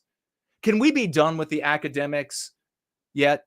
Can we just finally be fucking done with them?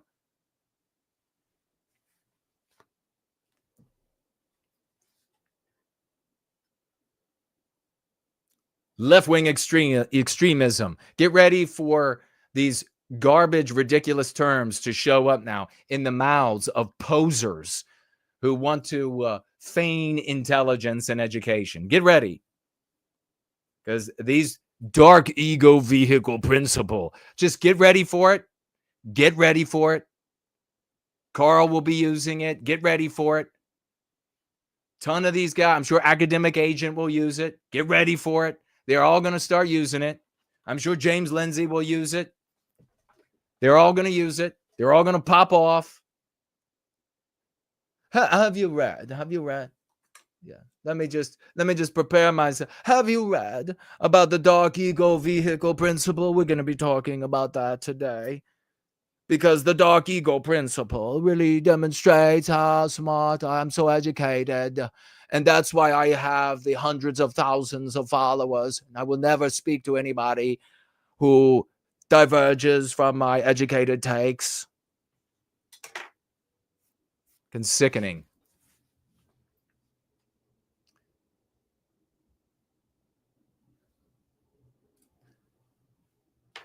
What do you all think?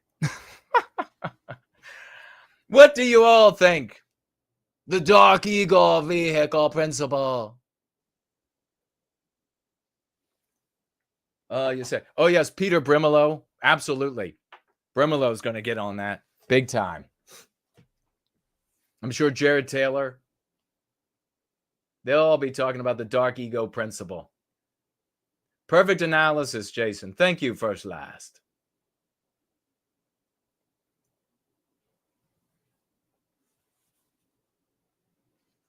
Cuckademics. Westman archetype. The cuckademics. We'll write that down. That's pretty funny. What do y'all think about this? Make sure you tag me.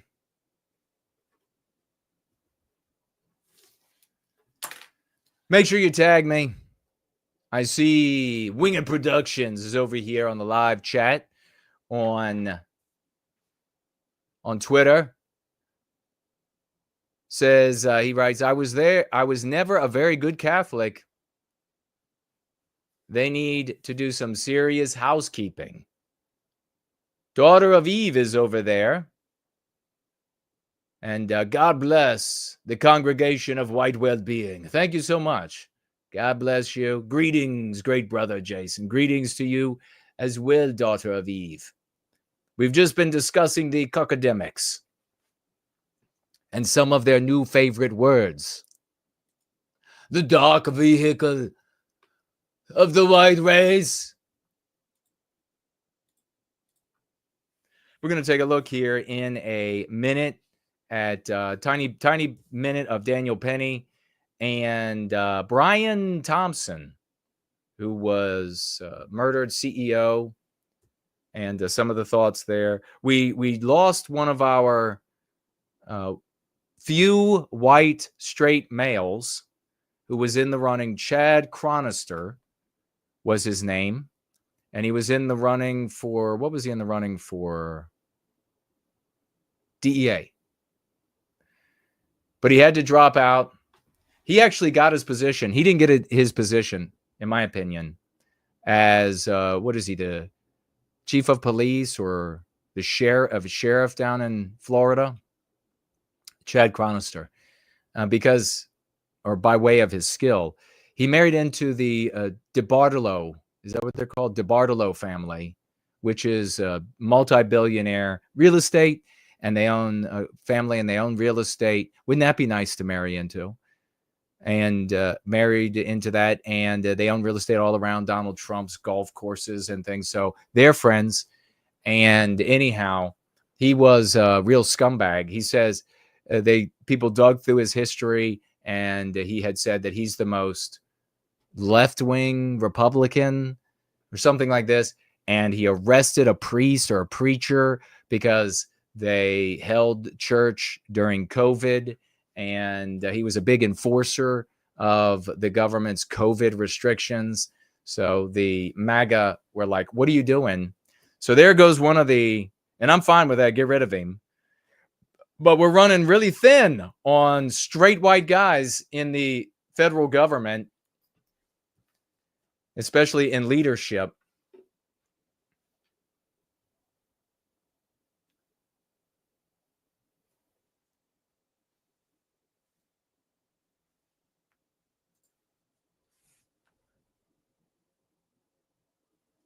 NoWhiteGuilt.org, Westman Positivity, clipped and has posted it, I guess.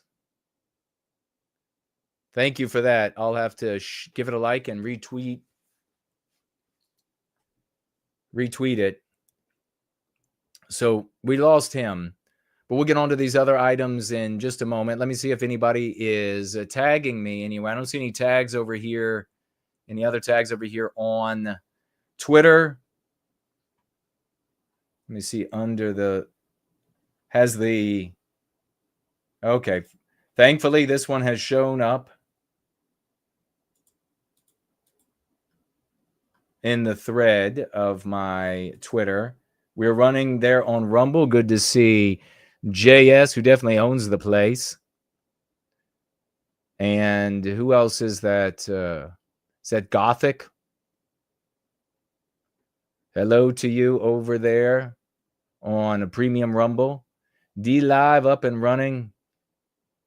No tags. How about over here, Odyssey? Hello to everybody on Odyssey. No tags. So we'll jump into the next item that we're going to have a look at tonight.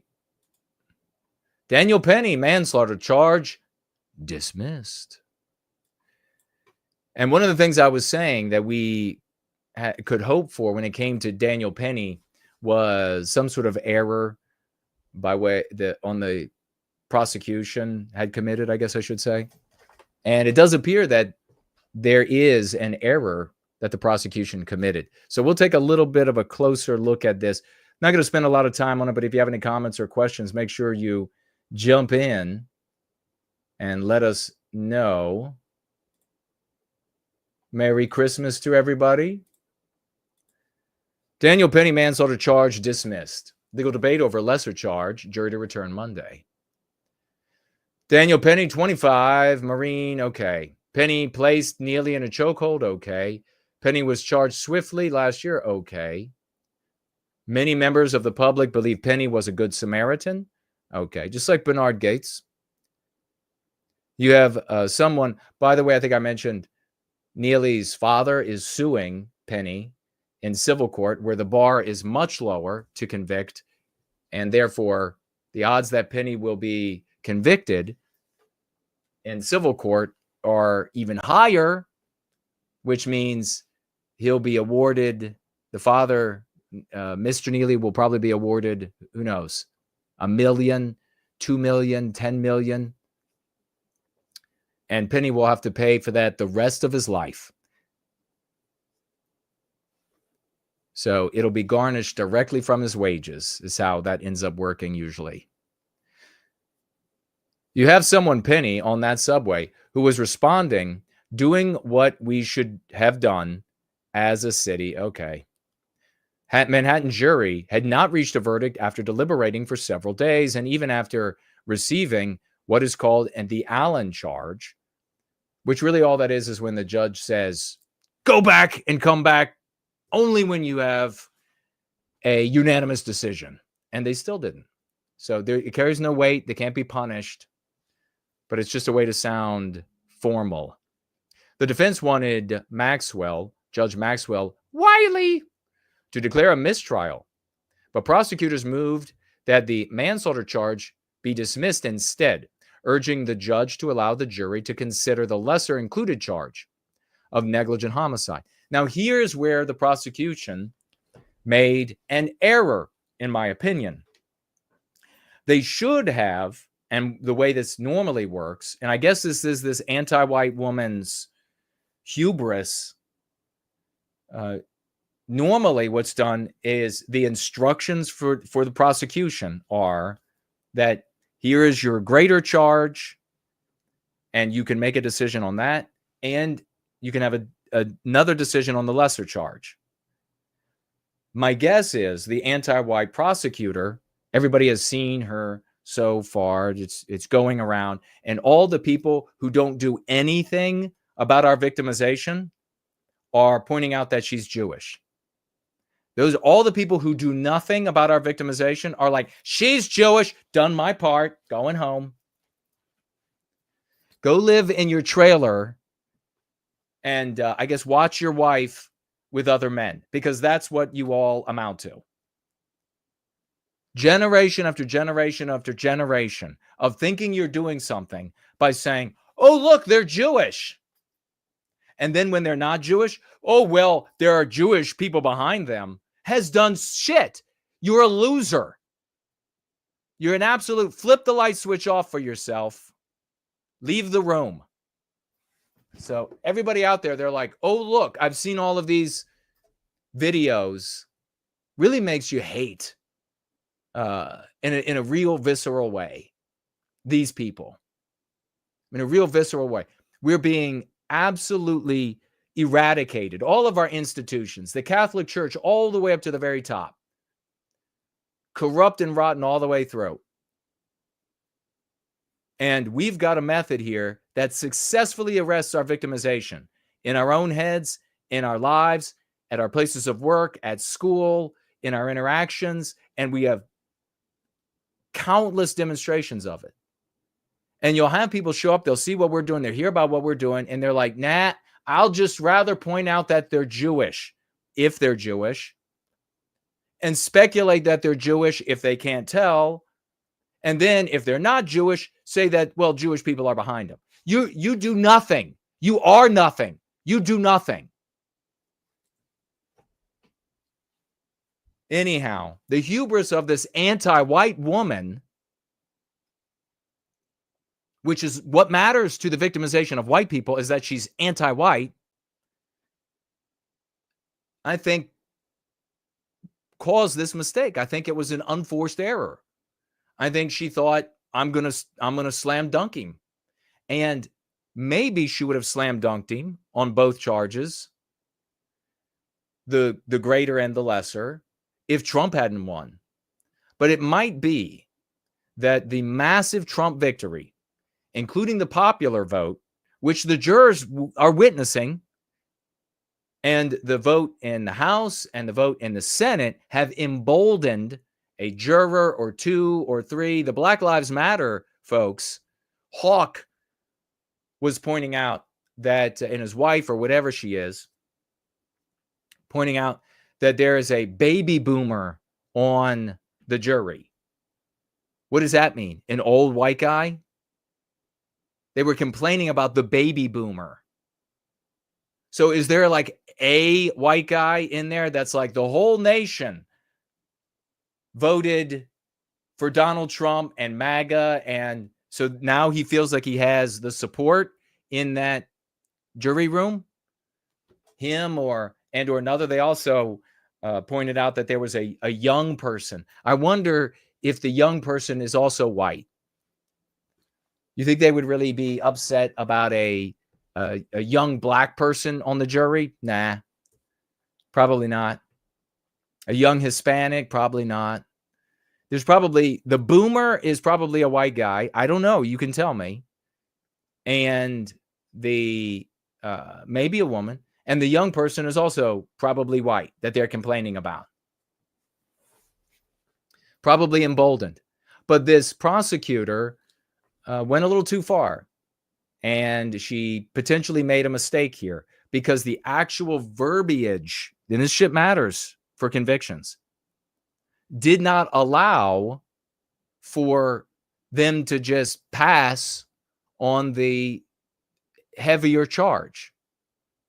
And so what she's trying to do is she's trying to come in late and say, oh, well, just like normal, even though it wasn't worded that way here, just go ahead and get rid of that and just review the lesser charge. The defense is like, hold on 1 minute. That verbiage is not written out that way. So the defense is demanding, as you see here, the, found not guilty on manslaughter. Let's look. Now, mind you, though, we're talking now about the lesser charge of criminal negligent homicide, which I think carries with it 15 years in jail. The defense wanted Judge Maxwell Wiley to declare a mistrial, but because of that verbiage not being present. The prosecutors moved that the manslaughter charge be just dismissed, urging the judge to allow the jury to consider the lesser included charge. Under New York state law, manslaughter requires proving a defendant recklessly caused. I explained this all to you last week. Technically, juries can consider the lesser charge when finding a defendant not guilty of the higher one. However, the defense in the Penny trial objected, telling the judge that only a finding of not guilty on the charge of manslaughter would allow the jury to consider the lesser included charge. So I was right. That's what the defense is saying. They can't just say, well, we'll ignore that because it wasn't worded that way from the beginning. So she fucked up. She wanted to just railroad. She thought it was going to be an easy hammer him, get him on manslaughter, and maybe tack on this other charge, or it won't matter. And because she screwed the verbiage up, now the defense is able to say, hey, we want a not guilty on the manslaughter. And the judge is like, reading the way you wrote this, it's technically they have to do that.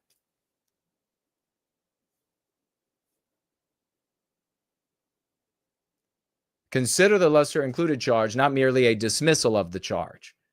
Judge Wiley admitted that there might be a legal problem.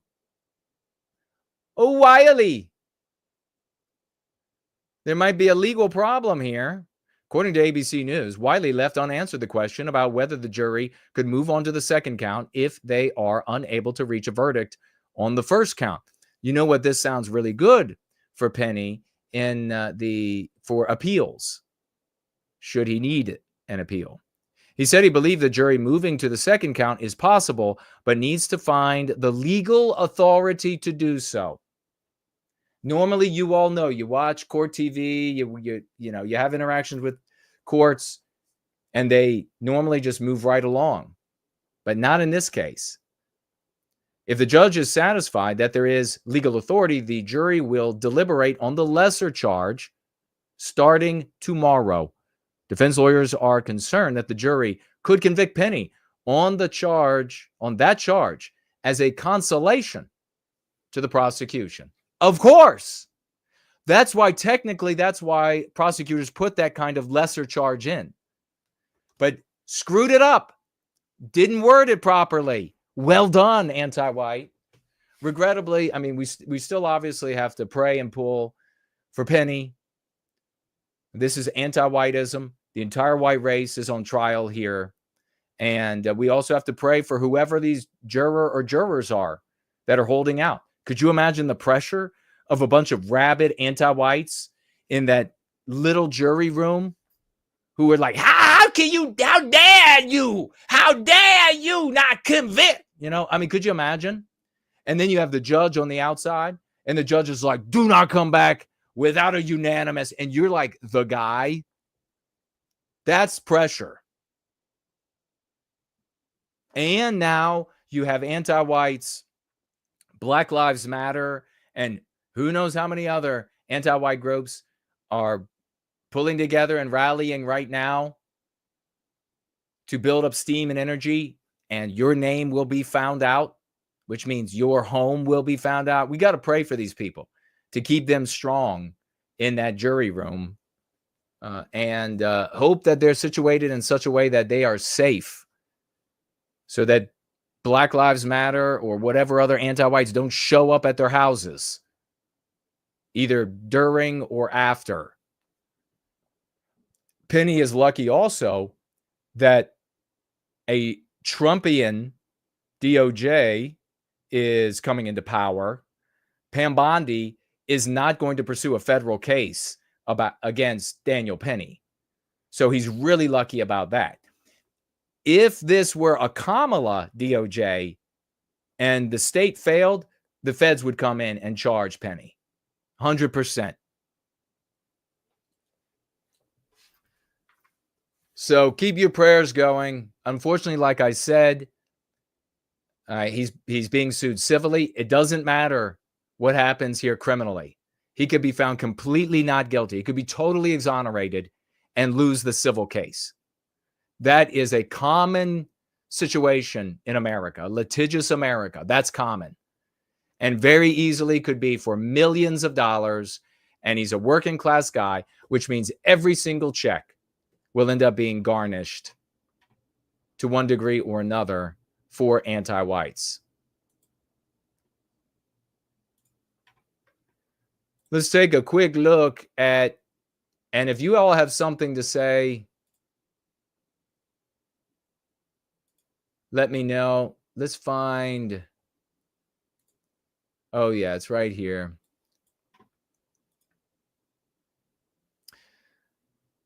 New Monopoly money discovered in the backpack found in Central Park, believed to belong to the person who assassinated, murdered United Healthcare CEO Brian Thompson. There's another piece of education here, and that is that a lot of people are coming out. What was that woman's name? It was Marissa or something, who came out and said, well, good, he should have been killed, and all the other CEOs, they should be afraid. And we're seeing anti-whites everywhere.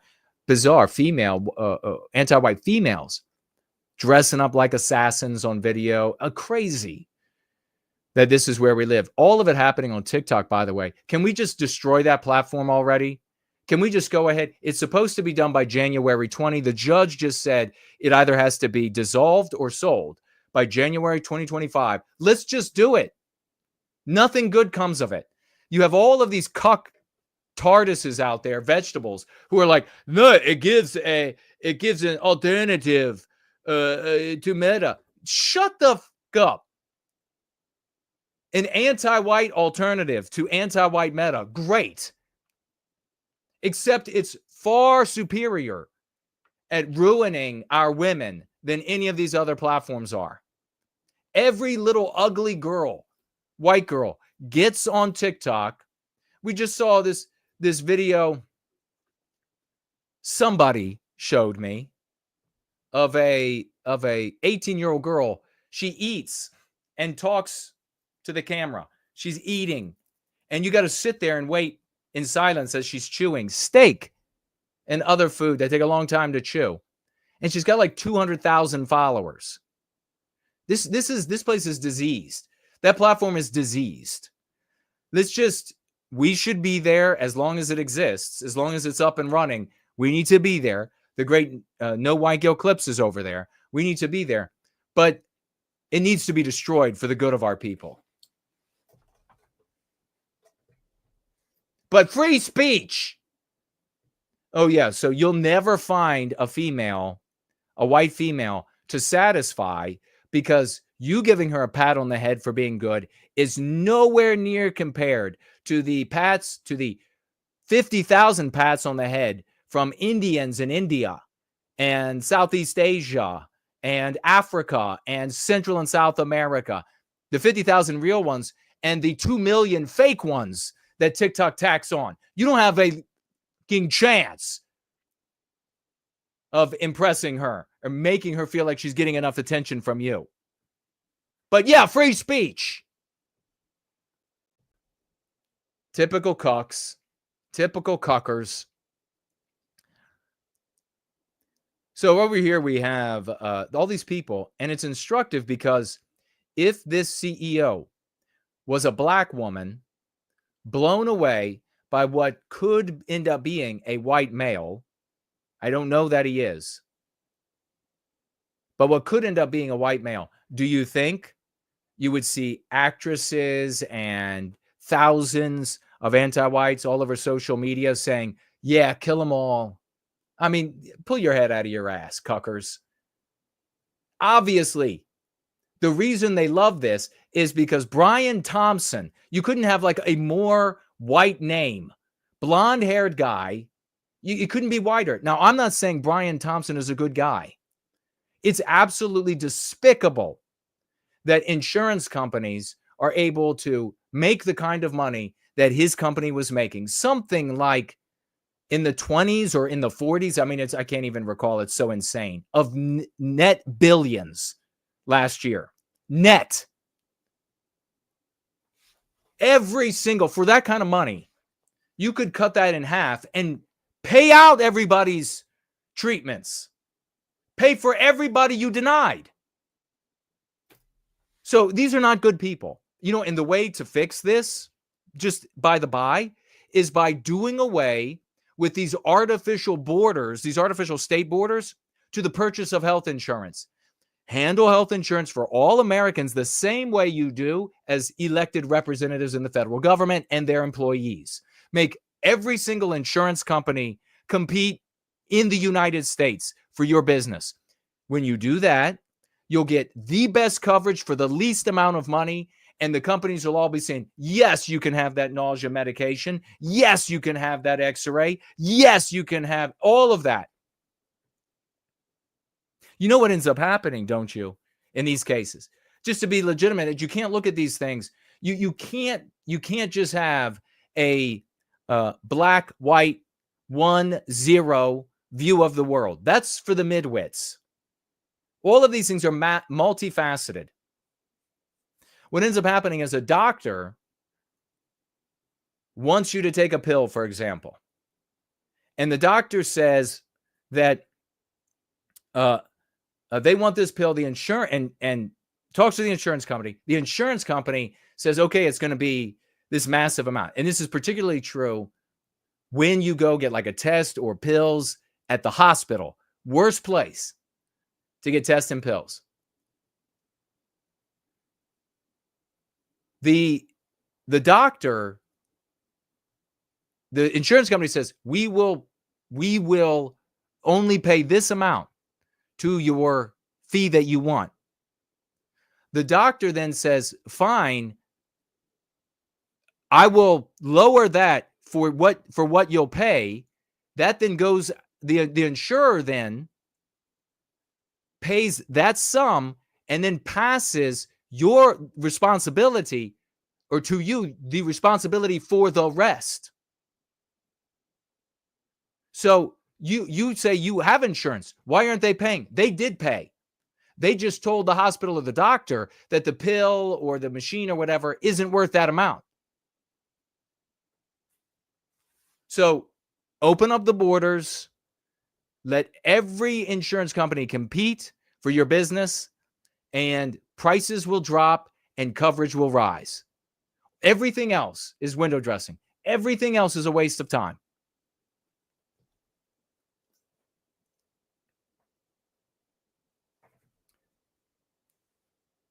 Monopoly money discovered in the backpack found in Central Park, believed to belong to the person who executed United Healthcare CEO.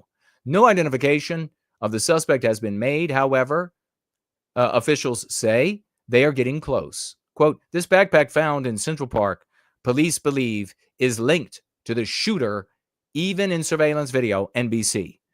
Two senior law enforcement officials say no gun was found inside. What was found was a jacket and Monopoly money. So let's see, we got 2.5 minutes or so. I guess this is NBC. We'll have a quick look at that and what they have to say.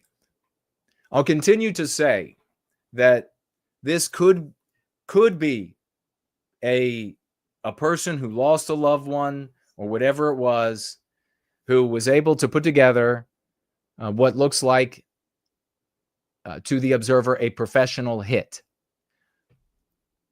But that percentage, in my opinion, is lower than the percentage likelihood of a professional hit made to look amateurish, made to look like it was somebody who had health insurance and was disgruntled. So don't look at a professional hit and the clues that are left behind as all legitimate. Brian Thompson and his company were being investigated for insider trading.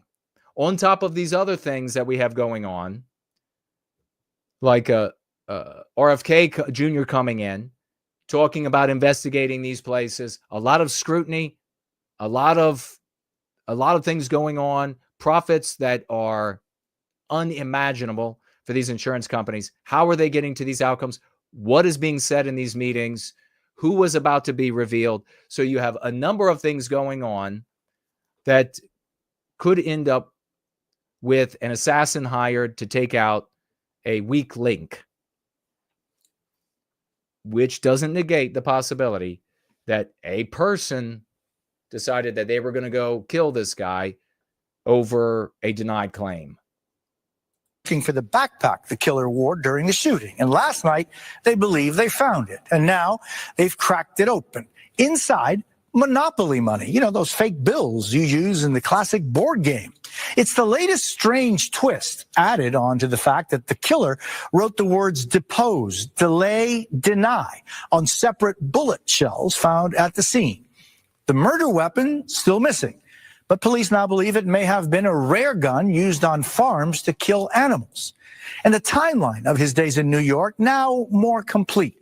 Police learning key details from the two men he shared a hostel room with. Tom Winter starts us off tonight. Tonight, crucial new evidence in the manhunt for the suspect in the targeted killing of United Healthcare CEO Brian Thompson. Yeah, look at this guy. Are you surprised now when the anti-whites are all like, yeah, kill more of them? Does it make sense? Is it clearer now?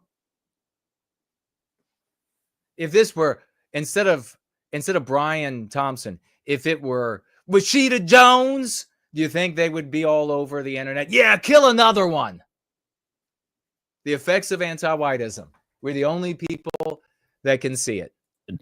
This backpack, found in Central Park after air and ground searches, police believe is linked to the shooter seen in surveillance video. Two senior law enforcement officials say no gun was found inside. What was found? A jacket and Monopoly money. The NYPD says nothing in their investigation so far suggests the killing was related to Thompson's personal life. The net is tightening, and we're going to bring this person to justice. New York City. That's Eric gonna go to jail Adams, because he said the anti-white influx of border crossers was destroying the city. Mayor Eric Adams says details like whether or not police have an ID on the shooter are being closely held. We don't want to release that now. If you do, you're basically giving a tip to the person we're seeking, and we do not want to give him an upper hand at all. But there are new details about the suspect. New York City's chief of detectives providing a timeline based on video footage to reporters. The shooter arrived. This guy is so calm. I think that's one of the things that make a lot of us speculate that he is a hired assassin. Because who takes the life of a human being this calmly? Who guns down a human being and very calmly racks the weapon repeatedly to unjam it? You all remember I was talking about if he had rounds that moved slow enough to not create the sonic crack, which is the same as a sonic boom on an aircraft, the bullet breaking the sound barrier. And I was thinking about it. If he made rounds because I don't know if you can even buy them. You might have to only make them. If he made rounds, and the gun folks in the audience, you can fill me in. If he made rounds that moved slowly enough that they would not cause the sonic crack, then it might not have enough gas to properly cycle the weapon, which might be the reason why he had to continue. Every shot had to re-rack the weapon. In New York on Sunday, November 24th, and was caught on camera at the Port Authority bus terminal near Times Square. The bus he took originated in Atlanta, though. Ante Whiteout says could be somebody who was in the military before. So it's a possibility there that you had somebody who killed people in the armed forces. Maybe they come back and then there's no payout for the cancer treatment. So loved one dies. Wife, husband, mother, father, whatever, dies. And then with that training and with that experience of killing human beings, goes up there and very calmly kills this guy, Brian. Though it's not clear when the shooter got on, given that there were several stops on the way to New York. The shooter then took a taxi to the area where the shooting occurred. It was there for about a half hour before heading to a hostel on the Upper West Side, where he possibly provided a fake ID to check in. He checked out of the hostel on Friday, November 29th, but checked back in the next day. While at the hostel, the suspect had two roommates who say he kept his mask on even when eating, lowering it only when taking a bite of food. And according to a senior law enforcement official, in this one moment upon his initial arrival when flirting with a woman who worked at the front desk. Could you imagine if this idiot, if he's a pro, he won't be caught, my friends. He'll be found, if you know what I mean. He won't be caught. His body will be found somewhere, and that'll be the end of it, if there's going to be any finding of the body at all. And that may have been going to be the case, whether he showed his face to this woman. But could you imagine? Could you imagine? You're like, hey, yeah, I'll flirt with this woman when I'm going to go commit this crime. I'll just pull the mask down for that. Samuski says, you nailed it exactly. Subsonic rounds sent through a suppressor will not release enough gas for the gun to cycle. So there you have it. So he's got to keep re-racking the rounds so it'll shoot again and again and again. What else did we also have? Mestizo Carv said, it would be a lot easier to discuss healthcare in this country if there wasn't the false dichotomy of anti-whites and conservatives. Yeah, precisely. Very well said, good brother. Farian is here. Hello to you. Welcome, brother. Make sure you tag me with any thoughts, comments, ideas. The shooter left the hostel at 5:30 a.m. J.C. Denton says that subsonics can be purchased. So there you have it. So you don't necessarily have to make the rounds yourself. You can purchase them. The morning of the shooting. After the shooting, traveling by bike up to Central Park, then by taxi further uptown to a bus terminal where police believe he boarded a bus out of New York City. And from there, the trail goes cold. So he comes up over here and comes in on this part of the Port Authority. How could the trail go cold? He's going to exit the bus somewhere, right? So obviously law enforcement is not telling us everything they know, and that's to keep the investigation moving and the criminal, in this case, this murderer here, unaware of how much the investigation knows. So obviously he got off somewhere. He got off the bus somewhere, and they know where that somewhere is. That's where the NYPD last sees him, but he could be right up here and over the George Washington. And that's the end of that.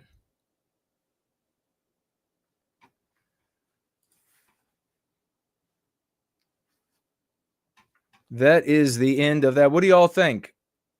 What are your thoughts? Do you think it is a professional hit, or are you leaning the direction of a professional hit? That could have any number of reasons.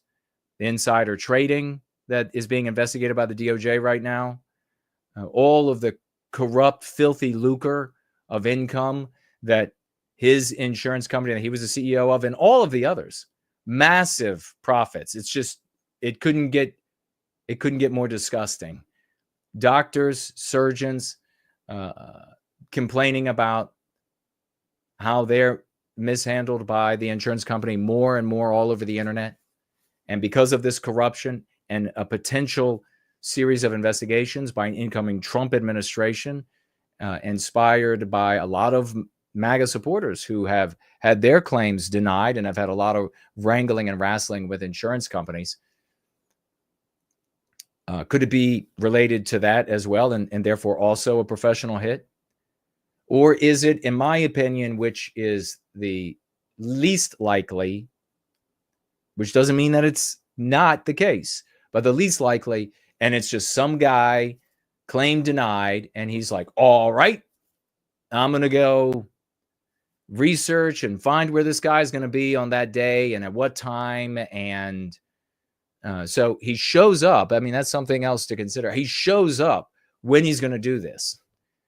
So he knows where Brian Thompson's going to be. It's almost 7 a.m., where he's going to be headed exactly. And he's there. Again, I'm not saying that that's impossible for an individual who's just upset because they didn't get a claim or they didn't get a service. The insurance company denied him, and therefore the family member died. Is this firearm the British firearm, or is it one and the same? The weapon that's used on farms to kill animals, is that one and the same? In fact, the Welrod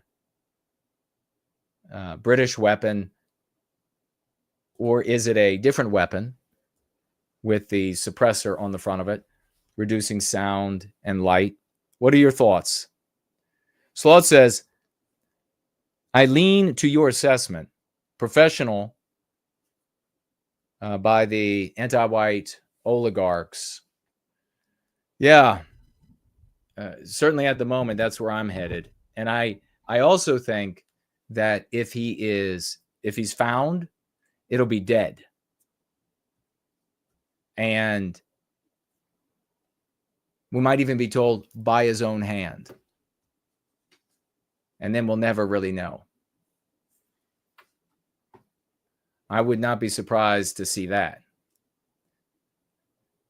Slots over here on Twitter says, I think RFK Jr. getting a position in health is an opportunity for white well-being.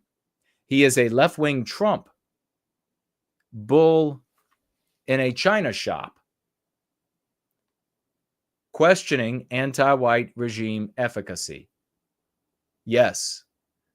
Yeah, I think so too.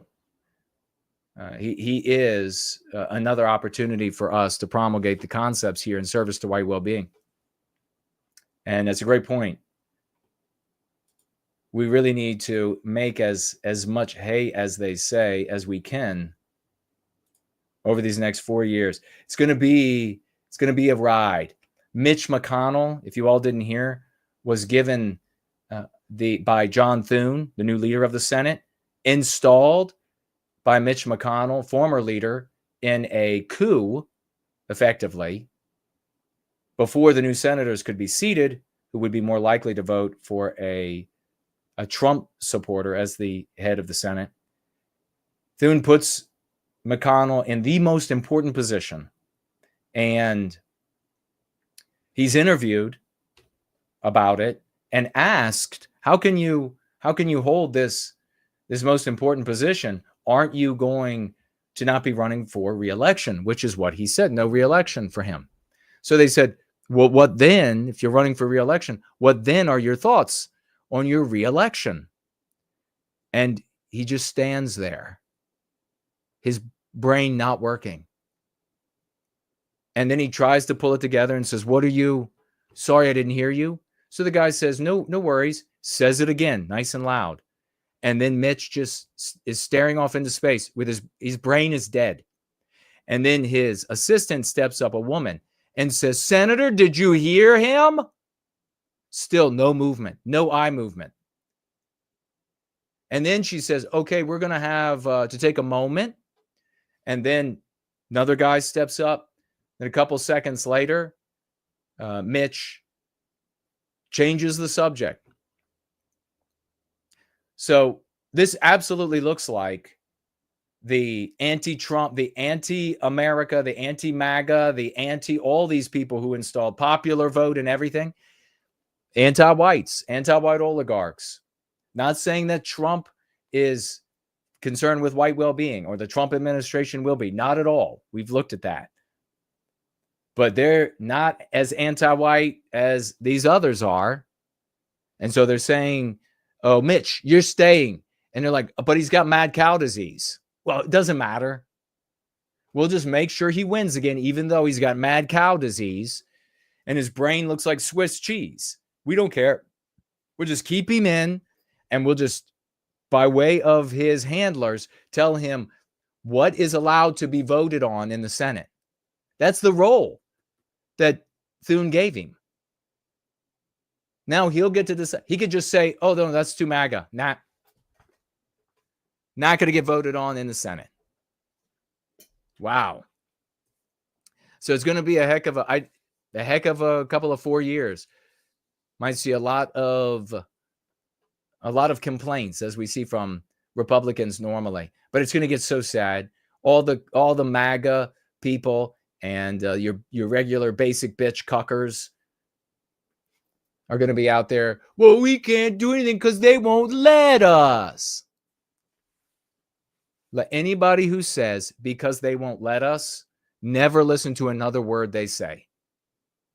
That's all you need to hear from them. Looking for permission, validation, or approval from the anti-whites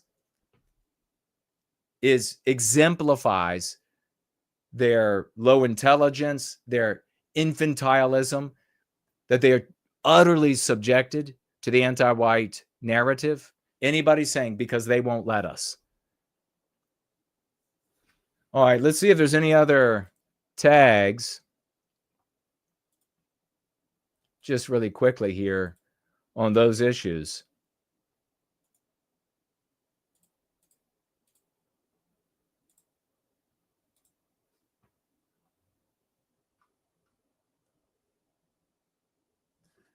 Don't see anything. How about back over here? Hyperborean Dream is with us. Good to see you. Well, I think what we'll do then with our very cozy get together tonight, I think we will take a short break, and then we will come back and we will celebrate the victories from this week. Enjoy. Deck the sleigh and check the ledger. Santa's list is looking better. Joy for all who stand for right, but beware he anti-white. La la la la la la la. To the naughty list, away they go. Justice Santa shows. Santa sees the harm they're spreading, all the lies their hearts are treading.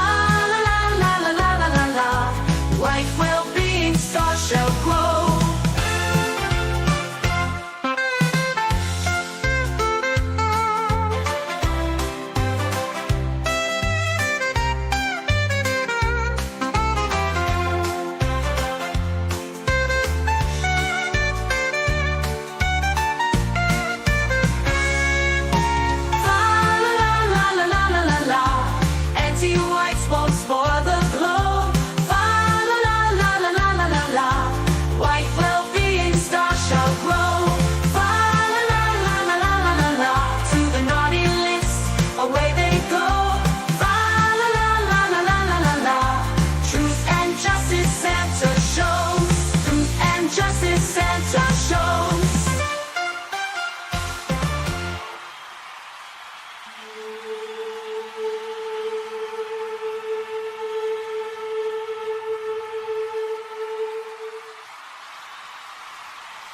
All right, ladies and gentlemen, get ready to celebrate the swashbuckling. Let me get my spectacles so we can celebrate victories that we have in this community, this glorious, wonderful community of champions that every single week reach out into the world in various ways, friends and family, of course, places of employment, places of education, and online, very importantly, especially the big content creators who then end up echoing all of this.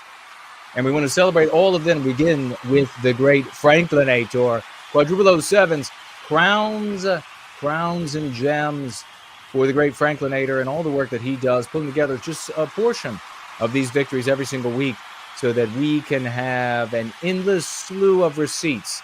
We cannot be denied for the work that we have done. Make sure you get involved in this work. The great Franklinator wants to thank Ivan and Biospirit for attending the Don Jr. stream this week. So let's get these champions some quadruple 07s as well. Very important, number one son of the president. They're going to be having a lot of conversations, and Dad always hears what number one son has to say. So it's an important place to be. God bless you. Thank you all for being there. Big celebration of just a couple of people I've seen really rocking it on Twitter. Hans de Skipper and Ivan Zehagabul. Make sure you get out some fire, some Christmas trees, some swans, some whatever it is to celebrate, wreaths. This is the time of year. I want to also celebrate Will Molinar's testimonial. This was beautiful. A well-written testimonial can have a nuclear level effect on those who end up reading them and deciding what they're going to do with their time and talents. And Will writes this. So let's celebrate Will. Show him some big Christmas cheer, love, some Yule love. Where's the Yule log? Is there a Yule log as an emoji? He writes, people can scoff all they want at words and the power of language.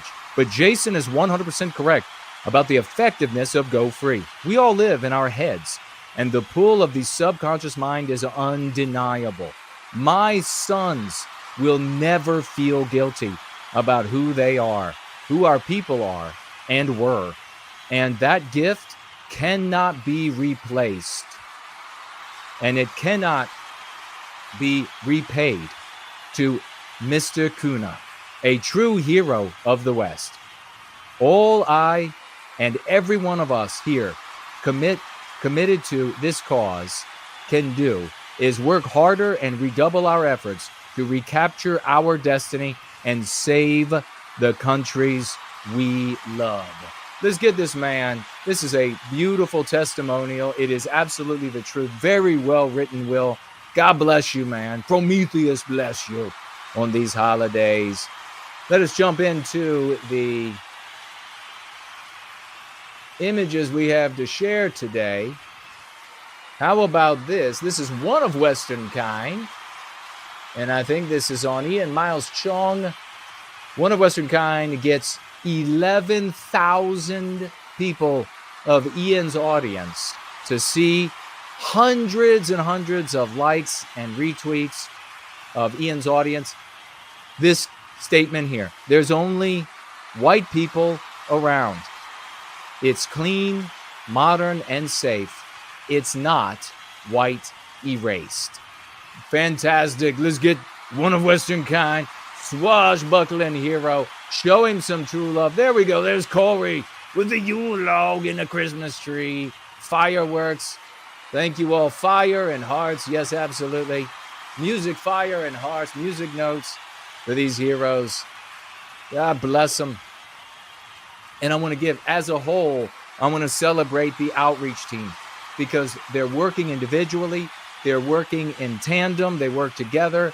They plan their efforts to work in tandem to target specific content creators that are moral and are likely to pick up moral concepts. Let's show some Christmas and Yule cheer and love for these outreach team champions, every single one of them.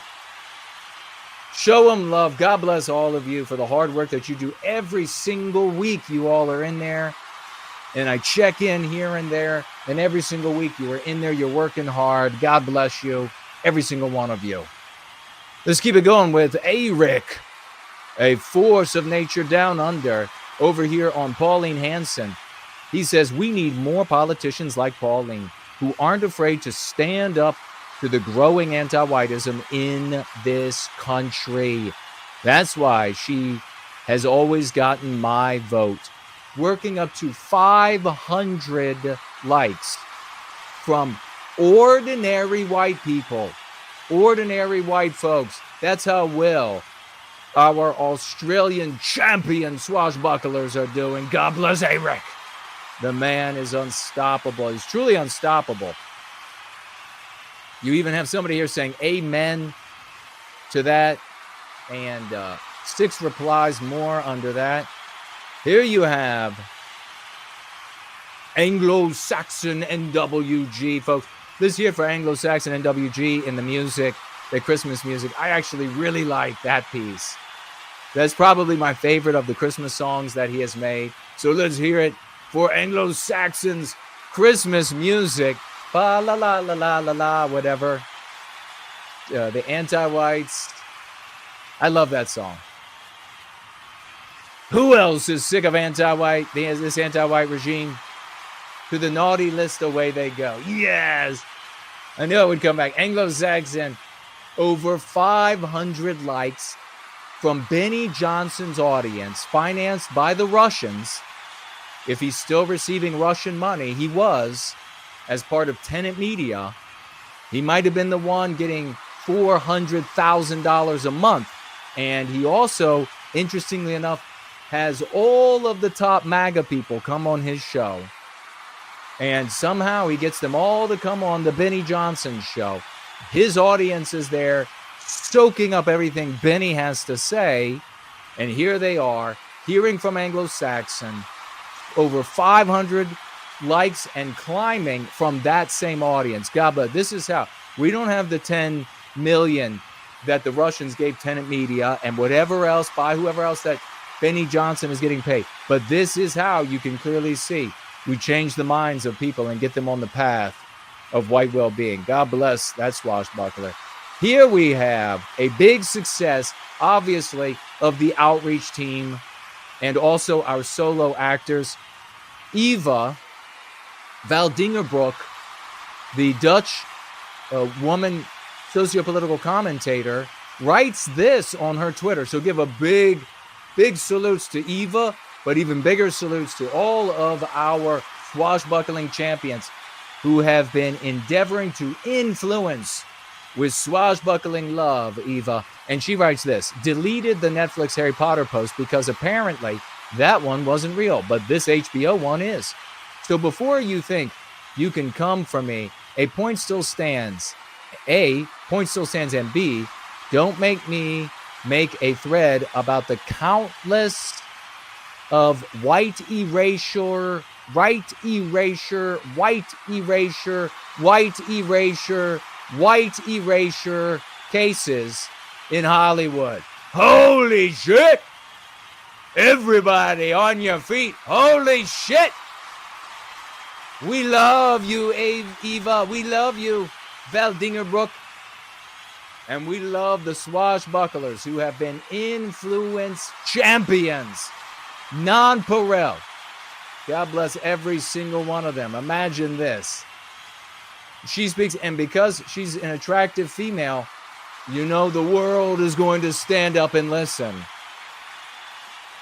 So well done, champions. Here we have Hans de Skipper. And this is absolutely despicable. Meet the first Swedes. This claim that the first white people, there ain't no Swedes without white people, were black. Hans de Skipper says, every anti-white who comes up with this filth must be deported. That goes double for white anti-whites. If they have white children, we keep them, of course.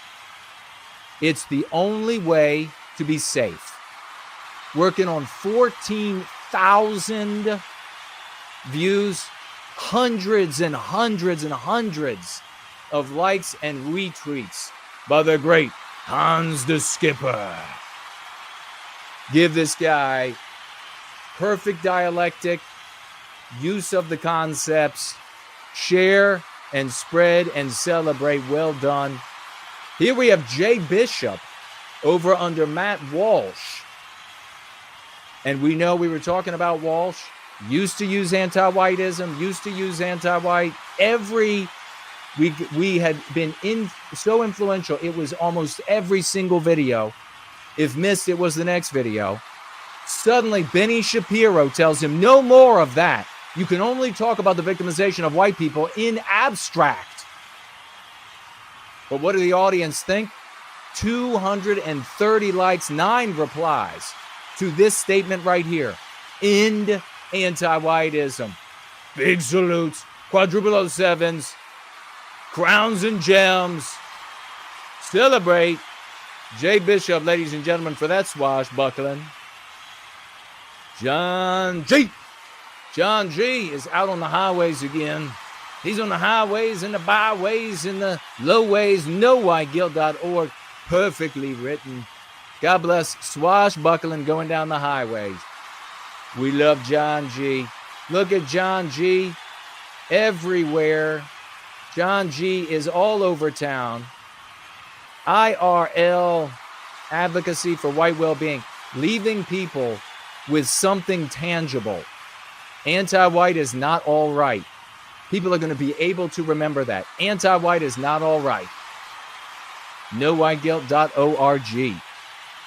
Again, John J. showing up everywhere. If you are anywhere, you are somewhere, and there you'll find John G. God bless this hero. Quadruple 07s, crowns and gems. Make sure his feet never touch the ground for the gems under them. My God, there was another. I thought that was it. God bless this champion. Keep the celebration going. Malone LeVay, that same gentleman we celebrated earlier, back now as Malone LeVay on Pauline Hanson. Almost 100 likes from that community. Who else is sick of having a government that does never for us, but wage war against us? The founding stock of this country, the once great Australia. Give him love, give him salutes. Cheer from the rafters for the great Malone LeVay, ladies and gentlemen. You see this here. We watched this last week. Robbie Starbuck using anti-white multiple times, and we love Robbie Starbuck for that. But we got to celebrate the outreach team for the job that they did influencing this guy that has demonstrated how moral he is by using anti-whiteism, and at the chief number one of those influential swashbuckling champion forces, we celebrate Homeless Bear, who has been relentless, swashbuckling, bringing the great Robbie Starbuck around to using anti-whiteism, which is something the anti-whites, they won't be able to just rename like DEI as the audience takes a breath. They won't be able to just rename it.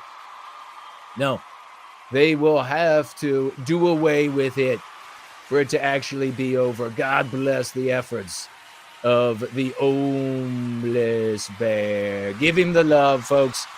Show him the love.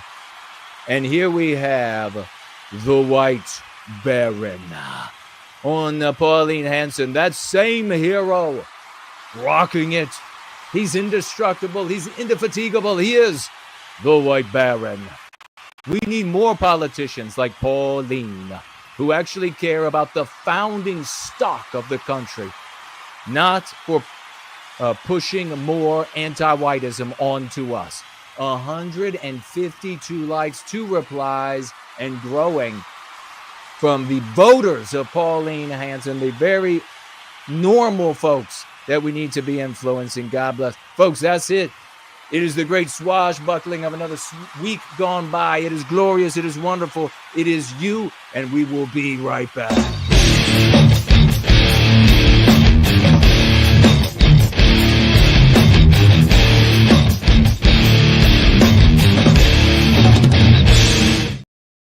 Well, we have so many successes, and I really am so happy that we're working together. I mean, we have there aren't a lot of folks who come together to actually save Western civilization, to save Western kind, and therefore Western civilization. And it's remarkable that some of those people are even non-white. And you think about this massive white population, tiny compared to the non-white populations, yes, but this massive white population out there that don't want to do anything. That's the bottom line.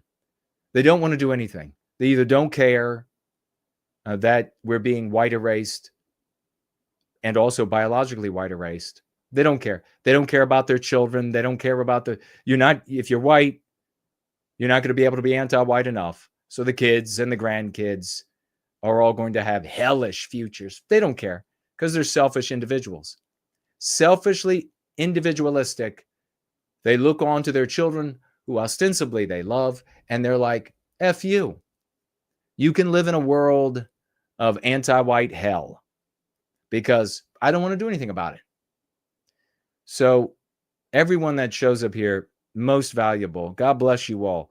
You are not only the best of your families and the best of your churches or hofs, the best of your communities, the best of your lodges. You are the best of Western kind. And don't, for a moment, doubt that. You don't have to be the tallest or the prettiest or the handsomest or the richest or any of that to be the best. The people today who are establishing the foundation for the reclamation of our destiny on a continental, on a global scale, they are without question the best. And that's what brings us together, is that love, that work, that charity, that hope, that sacrifice, that ennobling that is required of us, by the good Lord.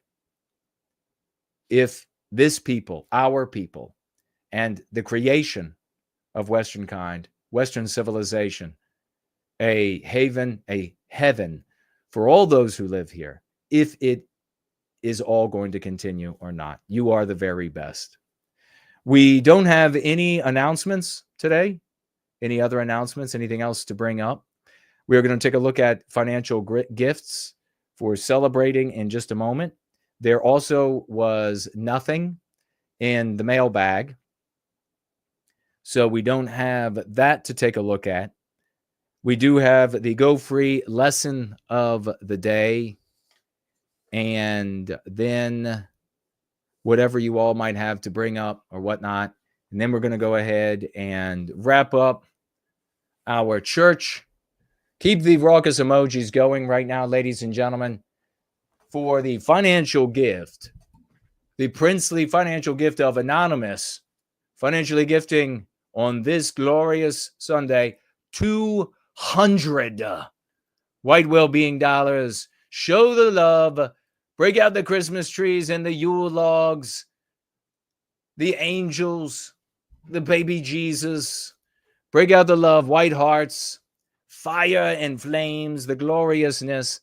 $200 for white well-being. God bless you. Thank you so very much, Anonymous. That is very deeply, deeply appreciated in these trying times, struggling forward against the might of the anti-whites. Let me refresh over here and make sure we don't miss anybody. Didn't miss anybody on Subscribe Star. Keep that raucous emoji enthusiasm going. That splendor for First Last, who is financially gifted $100. $100 over here by the great First Last, that gives in so many ways to the well-being of our people. Absolutely one of the epitome of our very best. Exactly what I was talking about just a moment ago. God bless you, good sir. $100 over here in service to white well-being. And he says with those $100, keep leading. I thank you. I appreciate that. On this Christmas time of year, we shall indeed keep your raucous emojis going for the one and only Dude Bro Moment. $50 over here on the Dude Bro Moment platform. Dude Bro Moment, again, with a $50 bill for white well-being. A champion during these Christmas times, during the Yule season. And he says, for white well-being. Our swashbucklers roll up in Santa suits this time of year.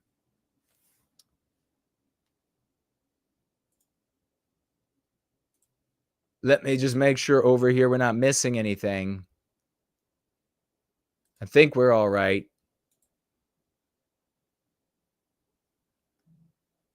For white well-being. All right. Nope, that was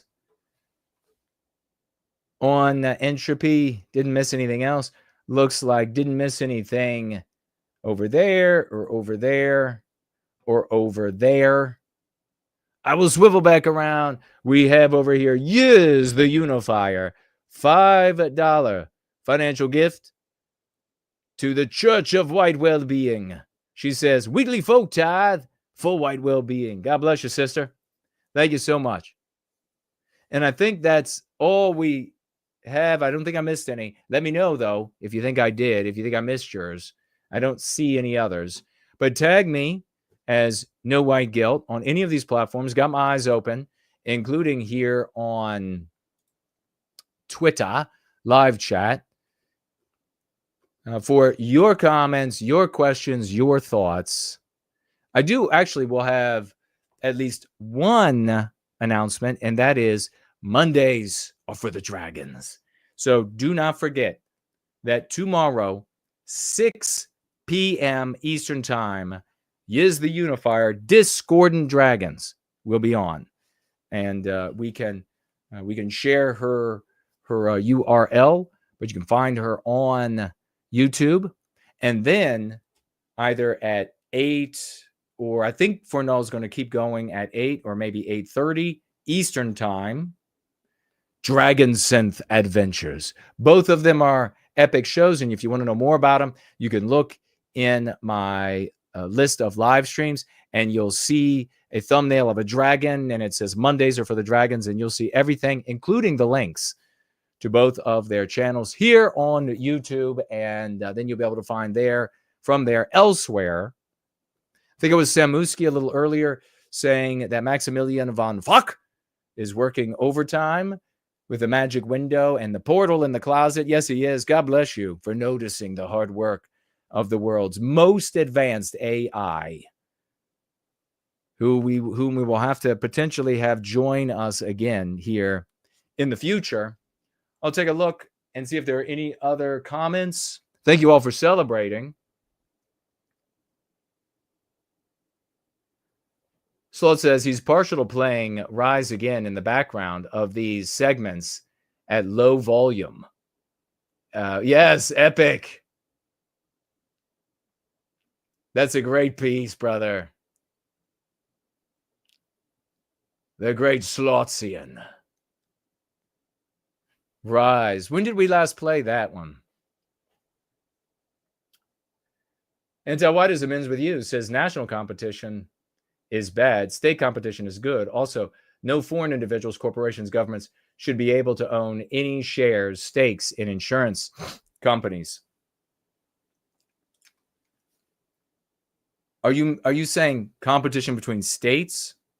See, part of the problem is that now is that, for example, I can't get health insurance anywhere. I mean, from anywhere, rather. The more insurance companies competing, all of them with each other, the better prices we will get and better coverage we will get. If you say, and this is just what we, it's observable.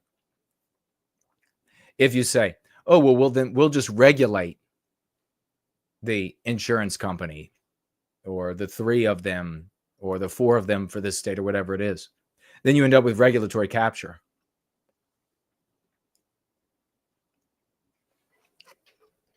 So you can't regulate, or at least regulate in the style that regulation has always been done. Yeah, it was Samuski. Westman Archetype is here. Good to see you.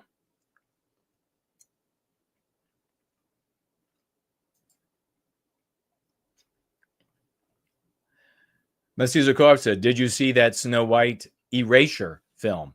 Did it come out? I might as well go watch it if it came out. So no, I haven't seen it yet. If it's out, I can go watch it. You have all of these cucks that go and watch this kind of thing, and then they report back to their audiences, and of course YouTube is going to be driving everybody to their dickless takes, and they're going to be talking about the wokeism, and they're going to be talking about the race swapping. They won't talk about the victim being white, the white people being victimized. It's so disgusting. Really is. I think we need to maybe, especially moving into next year, we might need to target more conservative content creators and then like put their name as the title, and that we are ridiculing the ever-living shit out of them. And then that potentially will bring conservative people in who are following those fools and wake them up to reality. That might be a way to access more people. Great question, though. I guess it's out. We're still waiting on, I think, at least, what is it? The War of the Rohirrim or whatever, the Lord of the Rings item. Let me go ahead and pull up for our Go Free lesson of the day, the 3 R's from the Australian GFC. Where is it? Maybe I put it here.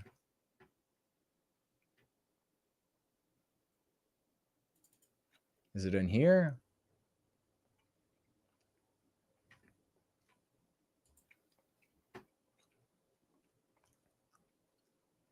Did I upload it? Maybe I uploaded it.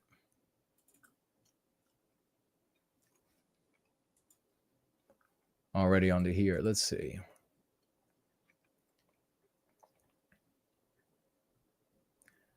No, I'm not seeing it. Damn it. Might still be on the other hard drive. I know it's right here. I can read it to you if I can't show it to you.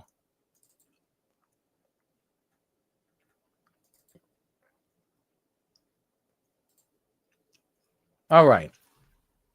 Regrettably, I'm not going to be able to show it to you because it's not where it is supposed to be, but it is here.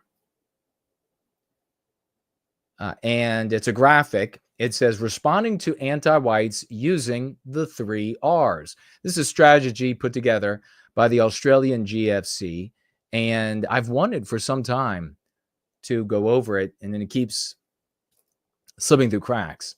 So a simplified approach using Jason Köhne's Go Free method. Number 1, reframe. What are they really saying?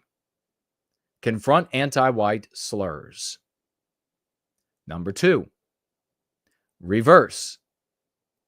Reverse the accusation or reverse the races. Number 3, reveal. Reveal that their position is anti-white. And I will make sure that I get this maybe Wednesday So I have it. I can put it up on screen, and then you can get a screen capture of it.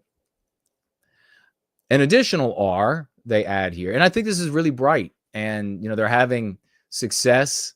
They're really hard workers. And I've attended a number of their meetings. They're all good guys. Additional R is repeat. Address their most anti-white statement, and don't allow them to move on to other arguments until they have proven that they are not anti-white. I love it. And then they give an example. White Australians killed the Aboriginals and stole their land. So this is endemic to anti-whiteism, anti-white narrative. Wherever there are white people, the white people got everything they have, according to the anti-white narrative, by stealing, killing, pillaging, exploiting. So here you have the 3 R's. Reframe. Quote, you are calling white people thieves and murderers. So do you see the reframe there? You get out of their story. The cuckers wouldn't do that, right? The cuckers would stay within the anti-white narrative. So here they are reframing. You are calling white people thieves and murderers. You are saying that white people don't belong in Australia.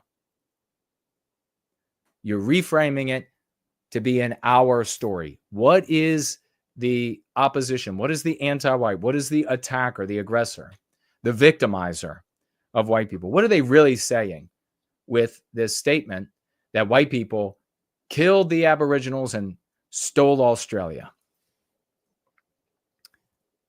The next R, reverse. It sounds like you want to dispossess white people of their land and resources. So, isn't this brilliant? You have the anti-white, the victimizer, shows up and saying, you all are immoral. You all have done all of these horrible things and stolen all this, murderers.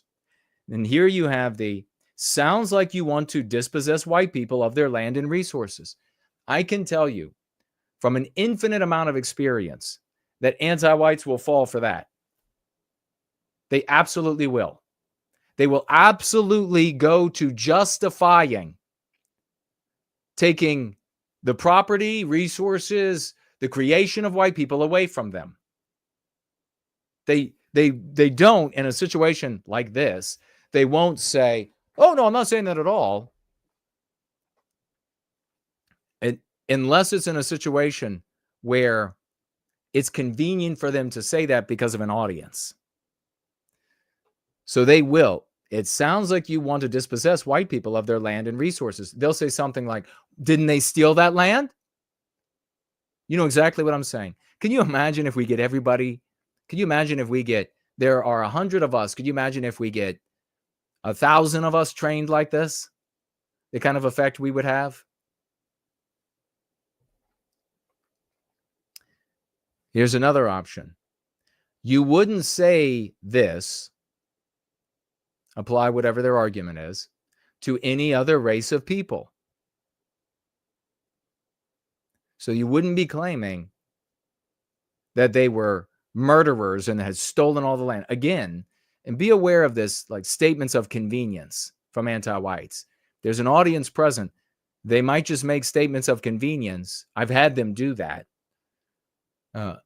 So that they don't look so bad in front of an audience. So be aware when they try to backpedal or clarify with a statement of convenience. And then finally, number 3, reveal. What is the reveal? Your conclusion. Therefore, you are anti-white. So do not move on. The additional R was repeat. Don't allow the anti-white to move on to other arguments until they have proven sufficiently to you that they are not anti-white. The power is all in your hands then. you aren't jumping to their commandments. Show me how you're not a racist. They are jumping to yours. Prove you're not anti-white. Okay, you want to make this argument that white people killed all the Aboriginals, even though they're still here, and stole all their land, even though they were at odds with each other, different tribes. Some tribes were friendly with each other. Some tribes were ruthless. Even though all of that, you're going to say all of that. Prove that you aren't anti-white when you say that. What is the objective that you're trying to achieve? Trying to white guilt white people? You're trying to dispossess white people? White people today? White people in wombs today? White people in elementary school today? In kindergarten today? Prove that you're not anti-white. Brilliant. So I'll have the graphic up. I've been having some intense computer issues with one of my machines the past few days, and that has occupied a lot of time. But I will have the graphic up, I think probably on Wednesday, so you all can get a screenshot of it. It's fantastic. Very easy. It's very easy to win and dominate in service to white well-being if you are using these tools. If you're not using these tools, it's very clear. It's very simple. You have seen it for yourself all over your life that you lose, you suck. That everyone else around you, they lose and suck. It's just nothing but endless complaints and shadow stalking other groups of people and measuring your goodness and successes by the metric or measuring stick of our victimizer. This is a really diseased world that we live in. We are it for the white race. The problem of interstate competition is the same as globalism, capitalism, monopoly, foreign money interested without loyalty. I agree that we can't have foreign investors in our health insurance. Foreigners shouldn't be trusted with the health of the country. You could have state actors like Chinese operate through individuals to make the country sicker, a la TikTok. I agree with that.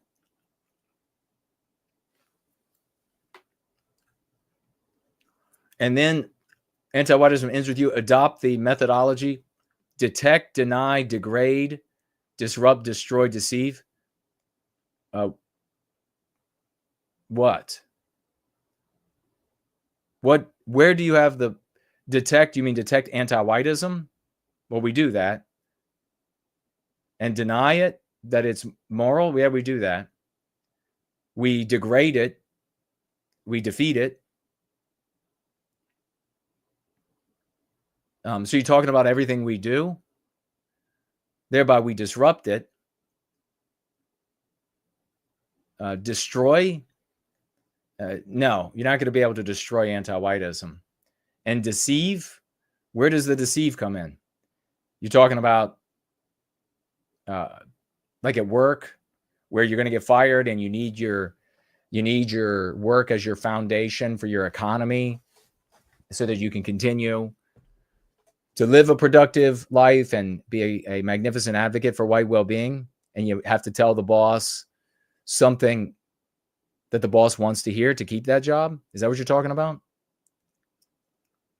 We can only, just to reiterate, there should never be a conversation, and I'm not saying that's what you're doing here, but we should reiterate that we should never, ever have a conversation about what we as a people in toto need to do on like the geopolitical stage.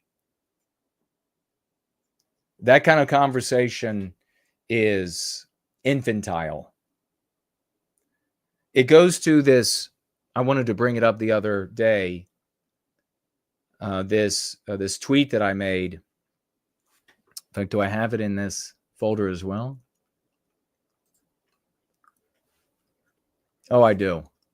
Oh, lucky.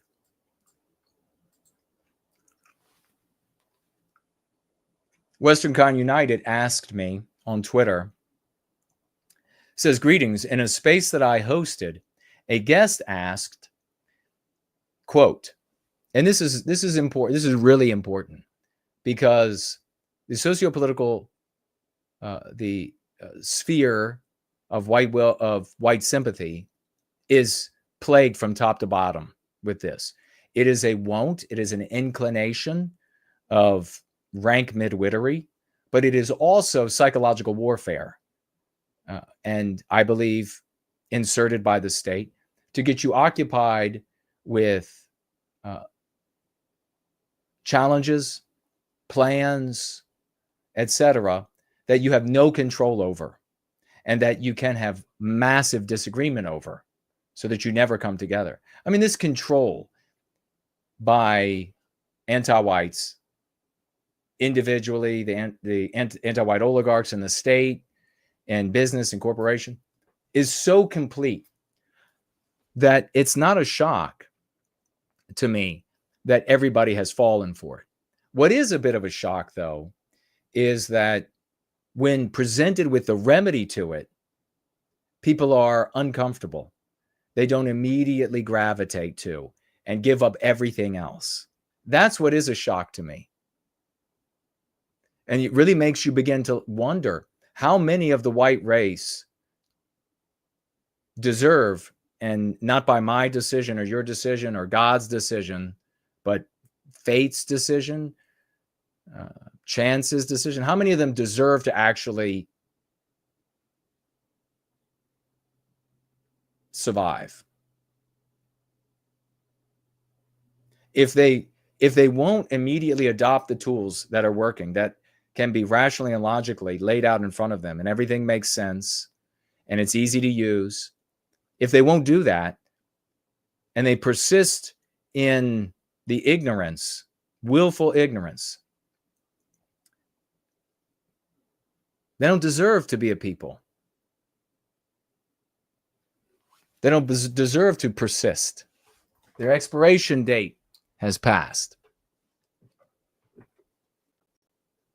So Western Con United said he had a space, and somebody asked this, quote, is it not the case that non-whites being in our nations in and of itself is anti-white, as they take jobs away, they lower wages, they increase the cost of housing, etc. for whites, close quote. So this, I'll read my answer. I say, great question, thank you. This is a hypothetical that contains numerous unspoken premises and exists only in theory. So we could stop right there. Never entertain a hypothetical from somebody who claims to be in service to white sympathy or hardcore anti-white, right? Never entertain a hypothetical. A hypothetical world is of their making. A hypothetical world, since it's of their making, they determine the physics of it. They determine all of it. And therefore, it is a fiction to serve their hidden objective. And that's, I was kind in the response here, but the reality is that people showing up asking this kind of thing, they need to just be told, okay, this is actually reality. That's fantasy. This is what we can actually control and be adult about. That is something you can sit around and wank off to because you can't do anything about it. So your choices are, you drop that fantasy and you go with what clearly exists and is working, or you piss off. That's simple. I would really screw these people over sometimes in conversation, especially in person, because they would create a hypothetical where, for example, we could take over some portion of our countries. Somehow And they would create the hypothetical for it. They would create the physics. They would create the movements that don't exist. They would create the fantasy where we would have the power. We would have just enough power to take a portion of our countries. And then shouldn't that be we working on that then? And I would always say, why do you theorize that we only have enough power or that we have as much power to take that exact amount of territory away? Why not go ahead and theorize that we have much more power? Or theorize that we have much less power? I mean, why is it that amount of power? Why did you decide that amount? Is it because a state or a region feels more comfortable for you? Because everything you said before that was fiction. So why are you either limiting or too little or too much? Why aren't you going further? And you just watch the smoke pour out of their midwit ears as they try to figure it out. So I'll read you the rest of what I have here. Just know that you defeat this by saying no hypotheticals. No hypothetical. Not going to speak to an anti-white hypothetical. They always, one of the final times was years ago on Twitter. I said to a guy, or it might have been a YouTube thread. I told him, I said, you're presenting a hypothetical and you're going to be intellectually dishonest.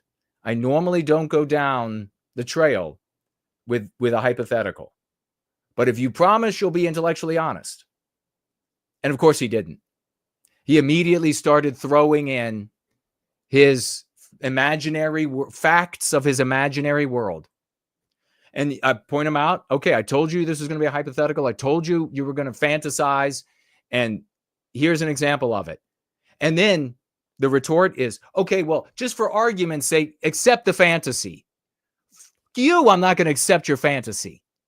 How about for argument's sake, you deal with reality? So let me read the rest of what I wrote. I'll start with that sentence again. This is a hypothetical that contains numerous unspoken premises and exists only in theory. Where in the real world is there a country that we control with a shrinking economy and enough white people to do every job? There isn't one. So then what's the purpose of the hypothetical? But to assume the role of the villain in the anti-white narrative? Oh, all the non-white people need to be banished. Because if there's any non-white person that causes a white person to not get a job, then they need to be banished. All right, dickhead, go to your boss, go to your school, go to your family, go to your community, go to your neighbor and tell them, you've got a great idea. You are going to throw all the non-white people out of the country. By the way, get back to pumping the fucking gas once you get done with your deep oration, okay? Get back to pumping the gas. Get back to stocking the shelves, bitch. By the way, after you're done talking about how you're going to deport all the non-white people, put more bags of Doritos on the shelf.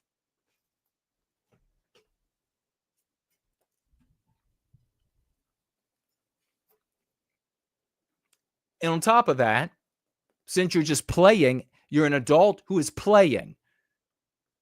On top of that, you assume the villain role in the anti-white narrative, i.e., for white people to have any health and well-being and anything other than victimization, non-white people have to be victimized. Smart. You're so bright. You are so smart. You absolute dipshit. You are so smart. Let me pat you on your tiny skull that contains your tiny rotted brain. You just affirmed the anti-white narrative. And I wonder why, within the anti-white narrative, we haven't recaptured our destiny. because you want to affirm the anti-white narrative. So surely that must be the path to the recapture of our destiny, right? I go on. There's more. But I go on here. I don't know the motivation of the person asking the question. Now, actually, when I wrote that, I did. I know the motivation. I've seen that type literally hundreds of times. Literally. It's some kind of villain role-playing spurg that wants to get off on tough talk of ridding the nation of the non-white scourge or whatever it is. And that spurg is hated and ostracized by everybody in his circles. Hated. They end up crawling into little sewers to have conversations with a handful of other spurgs. So this is the kind of thing they do. They never want to talk about the real world, because in the real world, they're losers. In the real world, they're rejected. In the real world, they're ousted. They don't want to talk about the real world. So they're like, imagine if you will.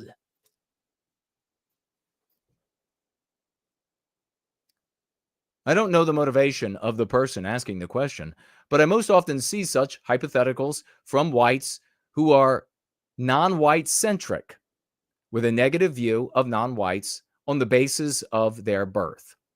They use hypotheticals because their arguments don't work in the real world. One could just as easily proffer the hypothetical that, quote, it is anti-white to allow non-whites on the planet, as their existence will pollute, consume, and imbalance the fragile planetary ecosystem, thus posing an existential threat to us, close quote. This is an example of why we never speak to hypotheticals. Never do it.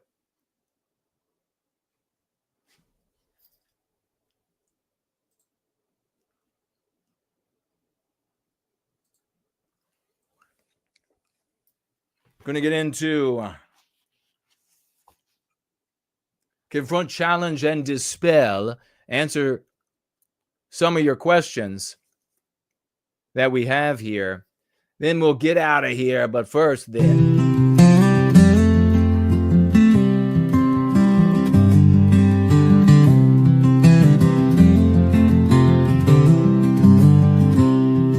Oh, I reach out my hand, but some still fade away. The tide pulls them under, no matter what I say. For every soul I hold, another slips the line. I feel their cries, it haunts my mind. The ones we lose, I look back every day. For everyone torn from my hands, I fight for more to stay. I look back to understand their refusal to hear that they deserve more than to disappear.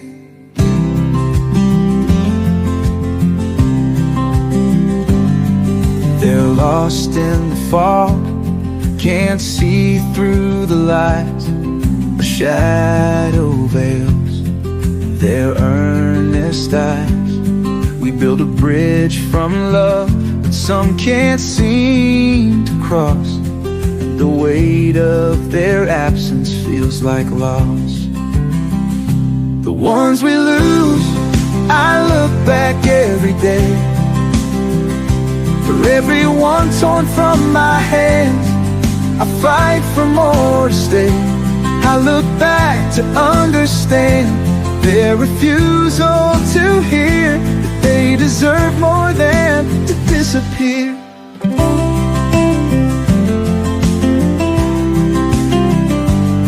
Every soul I hold tight leads to hope anew. For the ones we save can save others too. But I count the loss of those who'd be okay if one more hand had pulled on theirs that day.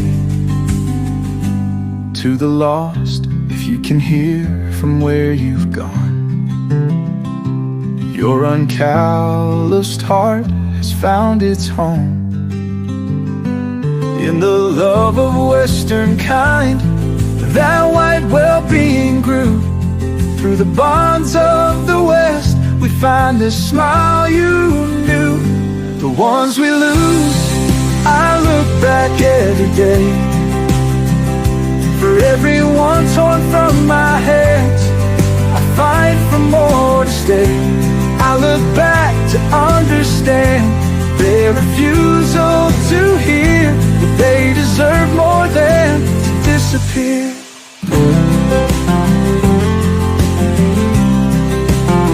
I sing for the souls who have slipped from reach, the hearts they made still beyond retreat, to lift their soul and that their love prevail, and forgive the ones that fought, but to reach you failed. Let's hear it. Let's hear it for the great sloths, ladies and gentlemen. The maker of that very, very beautiful piece. Give it up. Big salutes. Big celebration for the great sloths. Really beautiful. Totally applying in so many ways to the work that we do and in other aspects of our lives as well. This is a song that can touch many aspects of our lives. We all have people in our lives that we try to reach, and with white well-being and with various things, and they just can't hear it for various reasons. So this one is a bring the water to the eyes. Big celebration for the great sloths. Keep the celebration going for the great Corey, who's in the live chat right now. Show him love, ladies and gentlemen. Quadruple 07s, keep all of the lovely Christmas decorations and white hearts going for Corey. $50. Thank you so much, Corey. God bless you, man. Big salutes, big celebration. He says, for the endless struggle to free our people. God, that's very, very meaningful. Thank you for saying that. It really has been an endless struggle for me, and I know it is for you all as well. And I know that you all who are staying around are never giving this up. You're gonna have it and work it for a lifetime. And that is the greatest gift that we can give to Western kind, all of those who are children and those who are yet to be, that still deserve redemption. Thank you for that, Corey, a real champion. Big thank you to the great sloths for that song. Brings water to the eyes. Truly a touching. Sloths has a number of songs he's made like that. Really good work. He also says here that he uses what works because he's a midwit, and the Gigabrain No My Guilt gave him the tools for freedom. Well, the Gigabrain that is in Sloth's head, that's very funny, brother. Super, super intelligent guy, philosopher extraordinaire in service to white well-being. We are very lucky to have him for the great many contributions that he's made to white well-being. He's another one that's never stopping. You can have in these other so-called communities where they don't do anything, honestly. They show up, they listen to somebody who can prosecute a case, and they hear the bad news, the doom documenting, the doom dissecting, and they go home. And there's nothing more to it. We are actual change agents. So God bless you.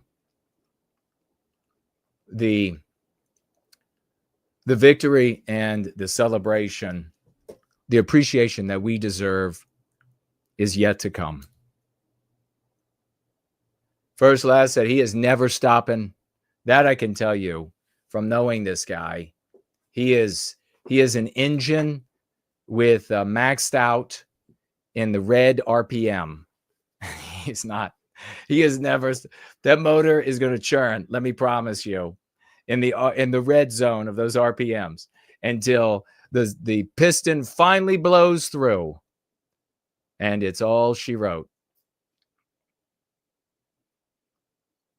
Thank you for that. Promethean Kitchen is here. Great to see you. Maestro Mark, hello and good to see you. Where can I find the powerful music by the great Sloths? You can find all of Sloth's music, AngloSaxonNWG, and I think, well, all of their music on Twitter, on X, on their accounts. And you can find all of the great Fournol's music on his channel. And the rest of our great musicians, their channels on YouTube as well contain all of their music. RC the Realist and so many others. I'm going to, at some point in 25, I'm going to take all that, I guess, Anglo-Saxon, NWG, and Sloths have made, and I'll put them on a playlist on my channel to make it easier for everybody to go and access and play, rock down the road, and get inspired by. I know I get inspired. Do I have a Fournol? I don't think I have. I think I have individual pieces of Fournol. I don't have a specific playlist, but I'll probably do that too. Playlist for Fournol on my channel.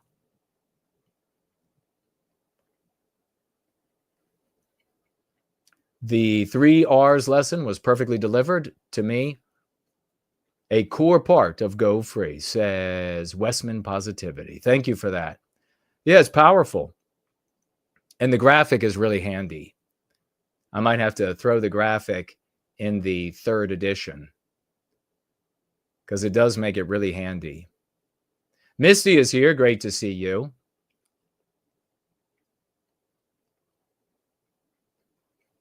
Henry is here. Tag me if you have a question or comment. Ken Folk says, No I Guilt 2028. How many cucks do you think would vote for me? Probably not many. But who knows? The future is open. Confront, challenge, and dispel, ladies and gentlemen. Confront, challenge, and dispel. Tom over here on the live chat on Twitter makes the facetious statement that he likes stealing from indigenous people just to stay in practice.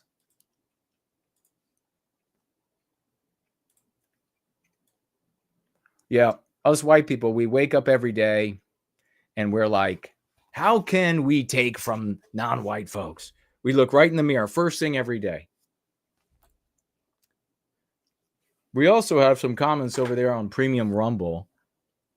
Let's see. Gothic is over there. Hello. Ivan the Horrible is there as well. Great to see you. Nationless Nationalist is there. It avoids being in your throat environment on YouTube. Yeah, you're right. Always there just trying to screw you up and screw you over. Please share the stream, even though we're wrapping it up, especially on Twitter.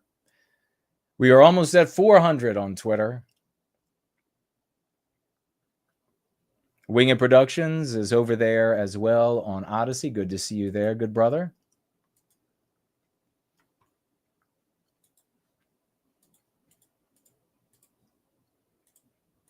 All right, let's have a look at this.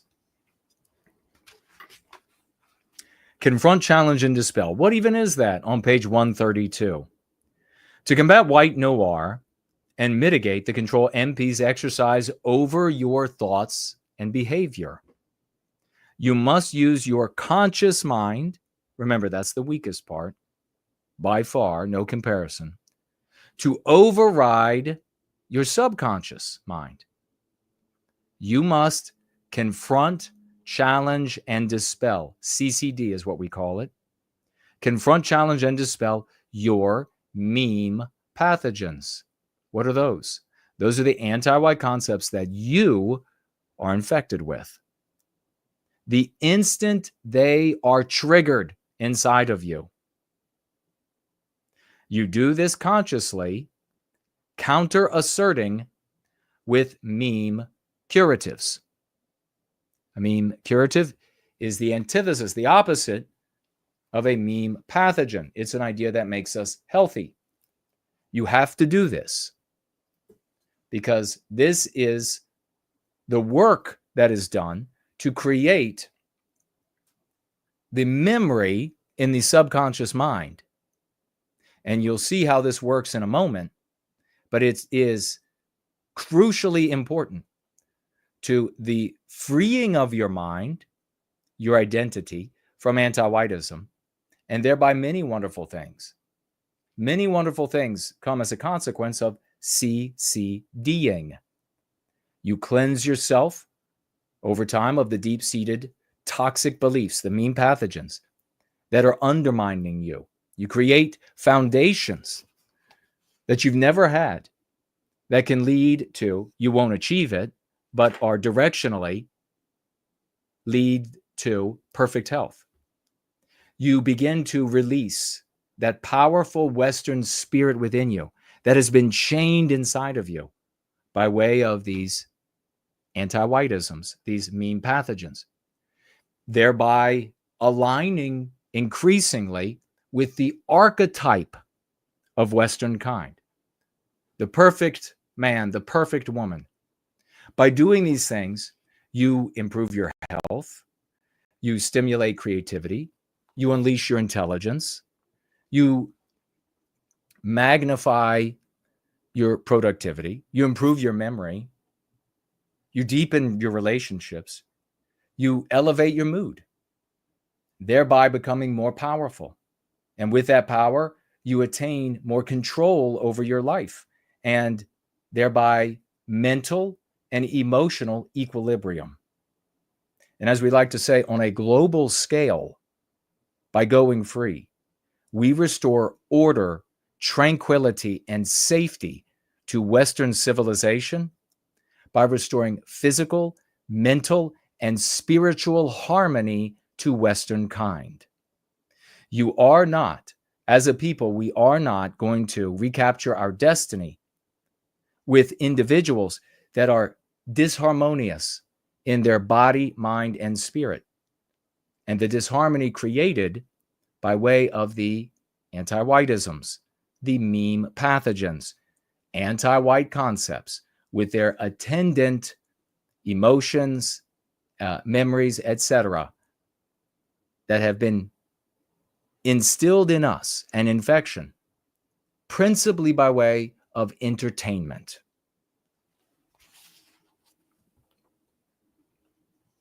You're welcome. We CCD because MPs cannot be erased from our subconscious mind. I've got to stop there. That's an important part because the hubris born out of conscious control, which is fugacious and very limited in power relative to the subconscious mind, causes people to believe that they don't need to address their memories of anti-whiteism. That is hubris. It is error. It is why we continue to act and live and think within the anti-white narrative, even as consciously we interrupt it with a lament. There is no mechanism whereby we can simply delete ingrained infections. However, by consistently CCDing, you build counter triggers. These counter triggers eventually become part of the subconscious mind. Folks, we are reprogramming ourselves. When an MP is triggered by a cue in your environment or your conscious thinking, your counter trigger is automatically triggered by the MP. This is where you finally gain control over yourself, thereby decreasing and even negating the MP's influence. Establishing subconscious counter triggers is fundamental to the process of going free. To CCD, you must create a countervailing statement. Countervailing. This is very important.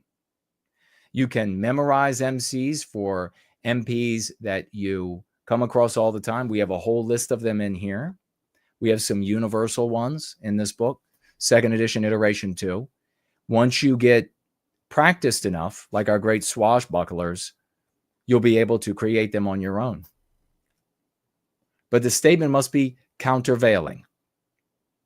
A statement that offsets the MP with equal or greater force, as opposed to a disapproving statement. For example, if confronted with the MP that diversity is strength, it would be incorrect to say to yourself, diversity isn't strength. Or, it's not true that diversity is strength. Or, diversity is strength when it's diversity XYZ. All of that is an affirmation of the infection that's already in you. It's further empowering it. Diversity is strength, in quotes, is a meme pathogenic concept. It's not the words itself. You can't go in and say, well, diversity in another context can mean this. That doesn't matter. It might be instructive to think about diversity as strength as like a Chinese character. It's an image that's in your head. It has attendant meanings, attendant emotions, all given you by our victimizer. So you can't try to take the words apart and think you're addressing that infection. You're not.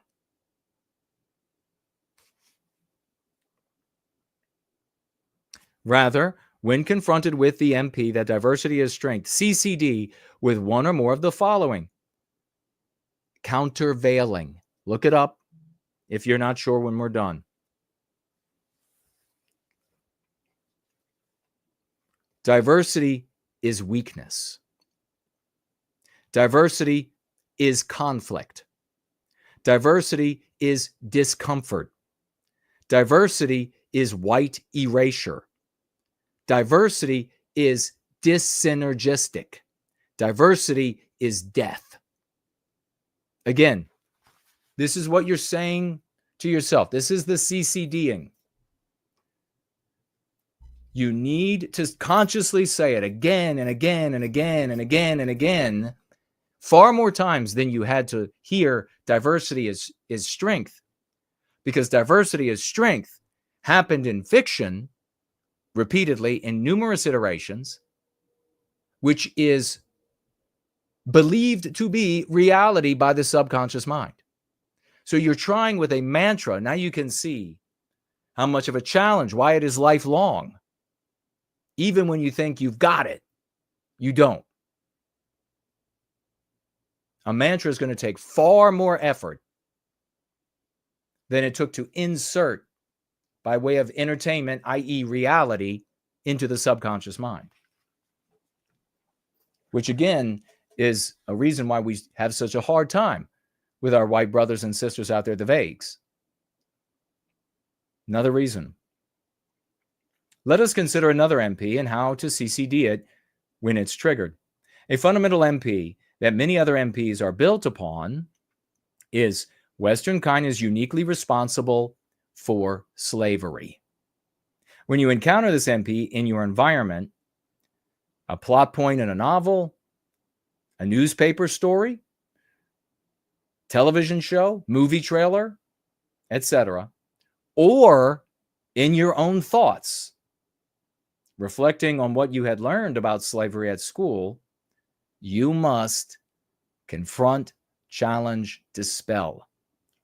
Remind yourself what Western kind did. Remind yourself that Western kind did not invent slavery.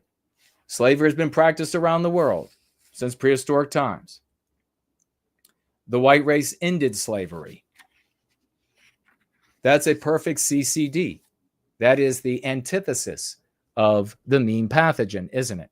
White race is responsible for slavery, uniquely responsible. The white race ended slavery on planet Earth.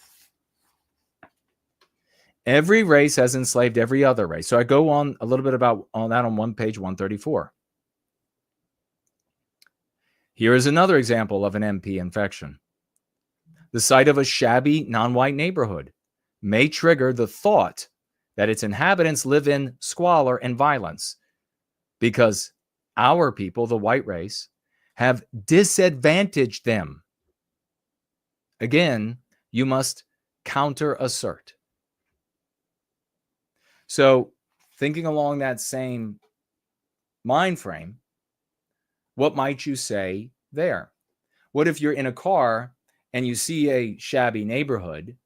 Maybe you all have had this already happen to you. And you see non-white people milling about. They're living miserable in the shabby neighborhood. And you immediately have those emotions that somehow you're responsible for that. And then your passenger says out loud that you and the white race and that your passenger, who is also white, is responsible for that. What do you do in that situation? Initially, for yourself, as that simplifies what your CCDing will be. Because your passenger, depending upon who they are to you, what you want to achieve with them, and how much longer you're going to have to know them or what have you, that will also play a part in what you might end up saying to them. But initially here, just for the question, what kind of things might you say to yourself to be antithetical, a countervailing statement that you want to say forcefully in your mind? Because remember, that moment, that little pissant, weak moment of your conscious mind is an ant to a blue whale. The conscious mind is a sidewalk ant. Those are the super tiny ones to a blue whale. That is the subconscious mind. So you really have to drive it home. Do not. I mean, everybody who is going free in this community needs to accept the reality that their subconscious mind that they think is themselves, that they think operates, that controls their life, is not what operates and controls your life. You interrupt the part of your mind that's controlling everything, thinking everything.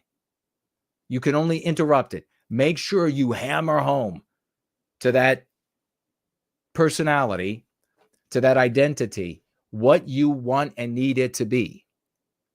Don't cede control of that subconscious mind to the anti-whites.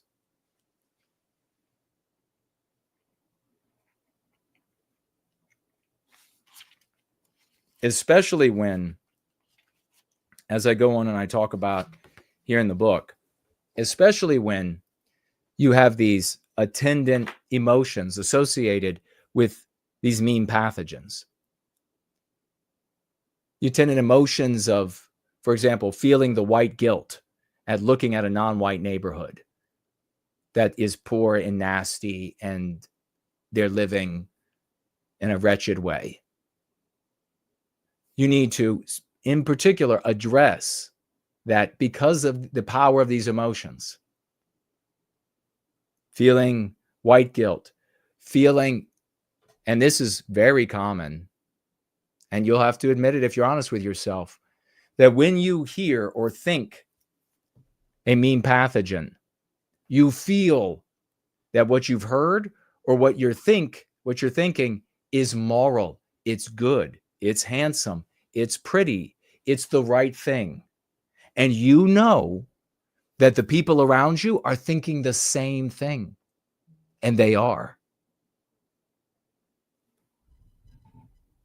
The power of the anti-white narrative. Inflicting a social morality that is the anti-white, immoral, moral imperative. Destroying the West.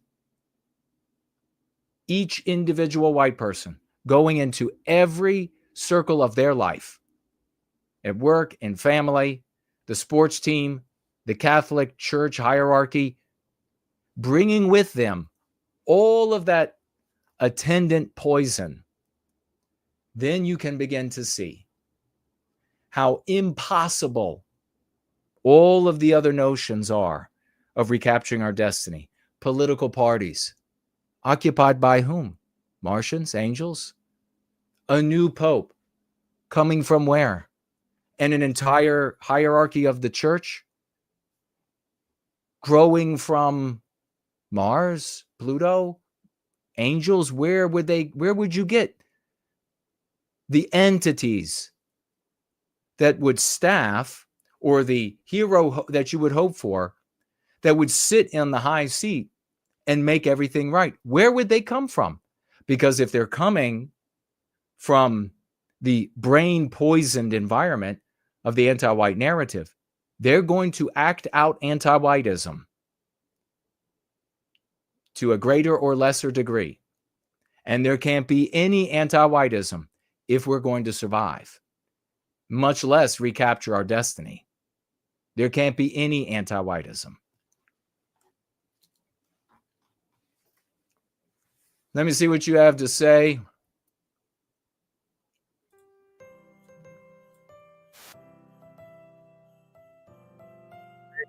Well,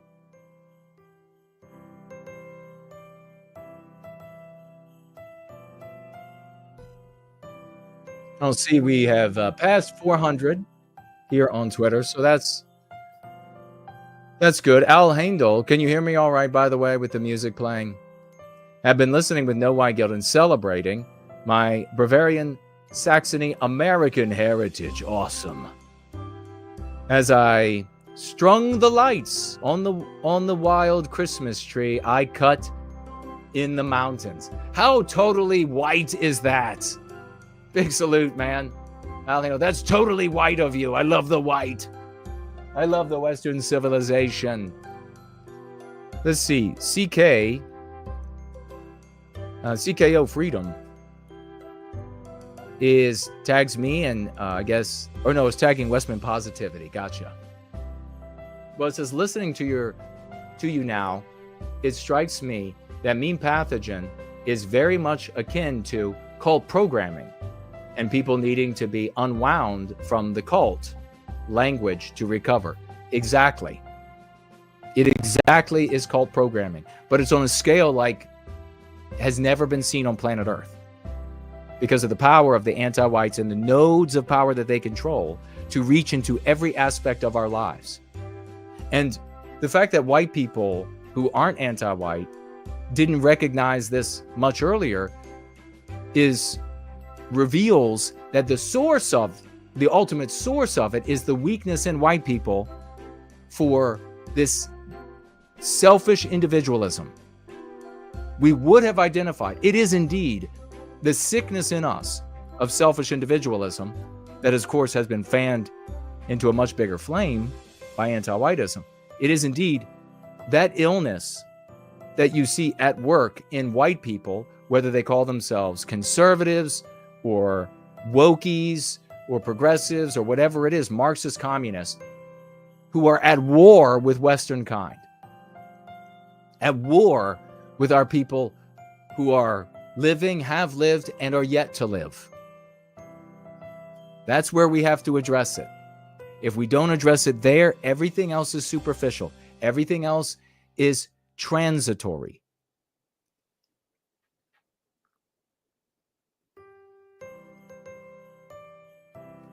Slots writes here, our conscious mind deals in denials. Our subconscious mind deals in frames. Yes, very well put, my brother. Merry Christmas, good Yule to all of you. Thank you for being here on another Church of a White Wellbeing. Just making sure I did not miss anybody on any of the platforms. And looks like I haven't. Looking for another glorious week. Ivan says, female girls have low testosterone and high estrogen. Ivan likes to poke them in the rib cages.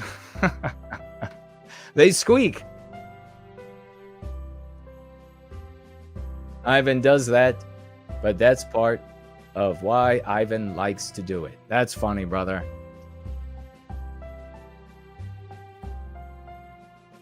Making sure I didn't miss anybody.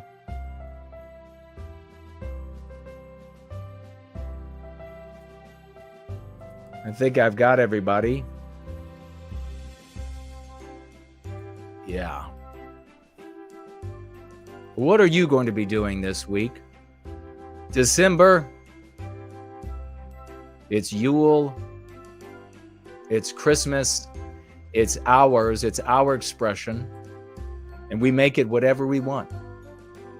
You need to be attending, like we're pointing out, to your own mean pathogens. You have them for life. They're reinforced for life. You need to be going to your family, those you can reach, friends, co-workers, colleagues, brothers on athletic teams. And you need to be practicing these things as much for them as for yourself. Because we'll never be who and what we could have been because of anti-whiteism. We can, however, unlock a great many talents, abilities, intelligence, health inside of ourselves by addressing these mean pathogens. And we can do a great deal with the time that is given us to help our people in this victimization and recapture our destiny. Masumik is here. Great to see you.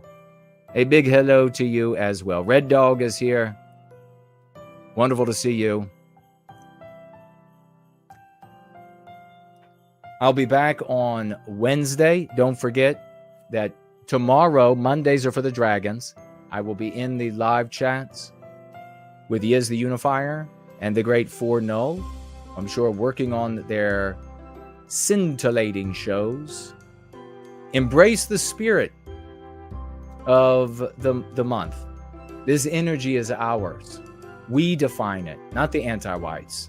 We decide what it means. We decide what our holidays are.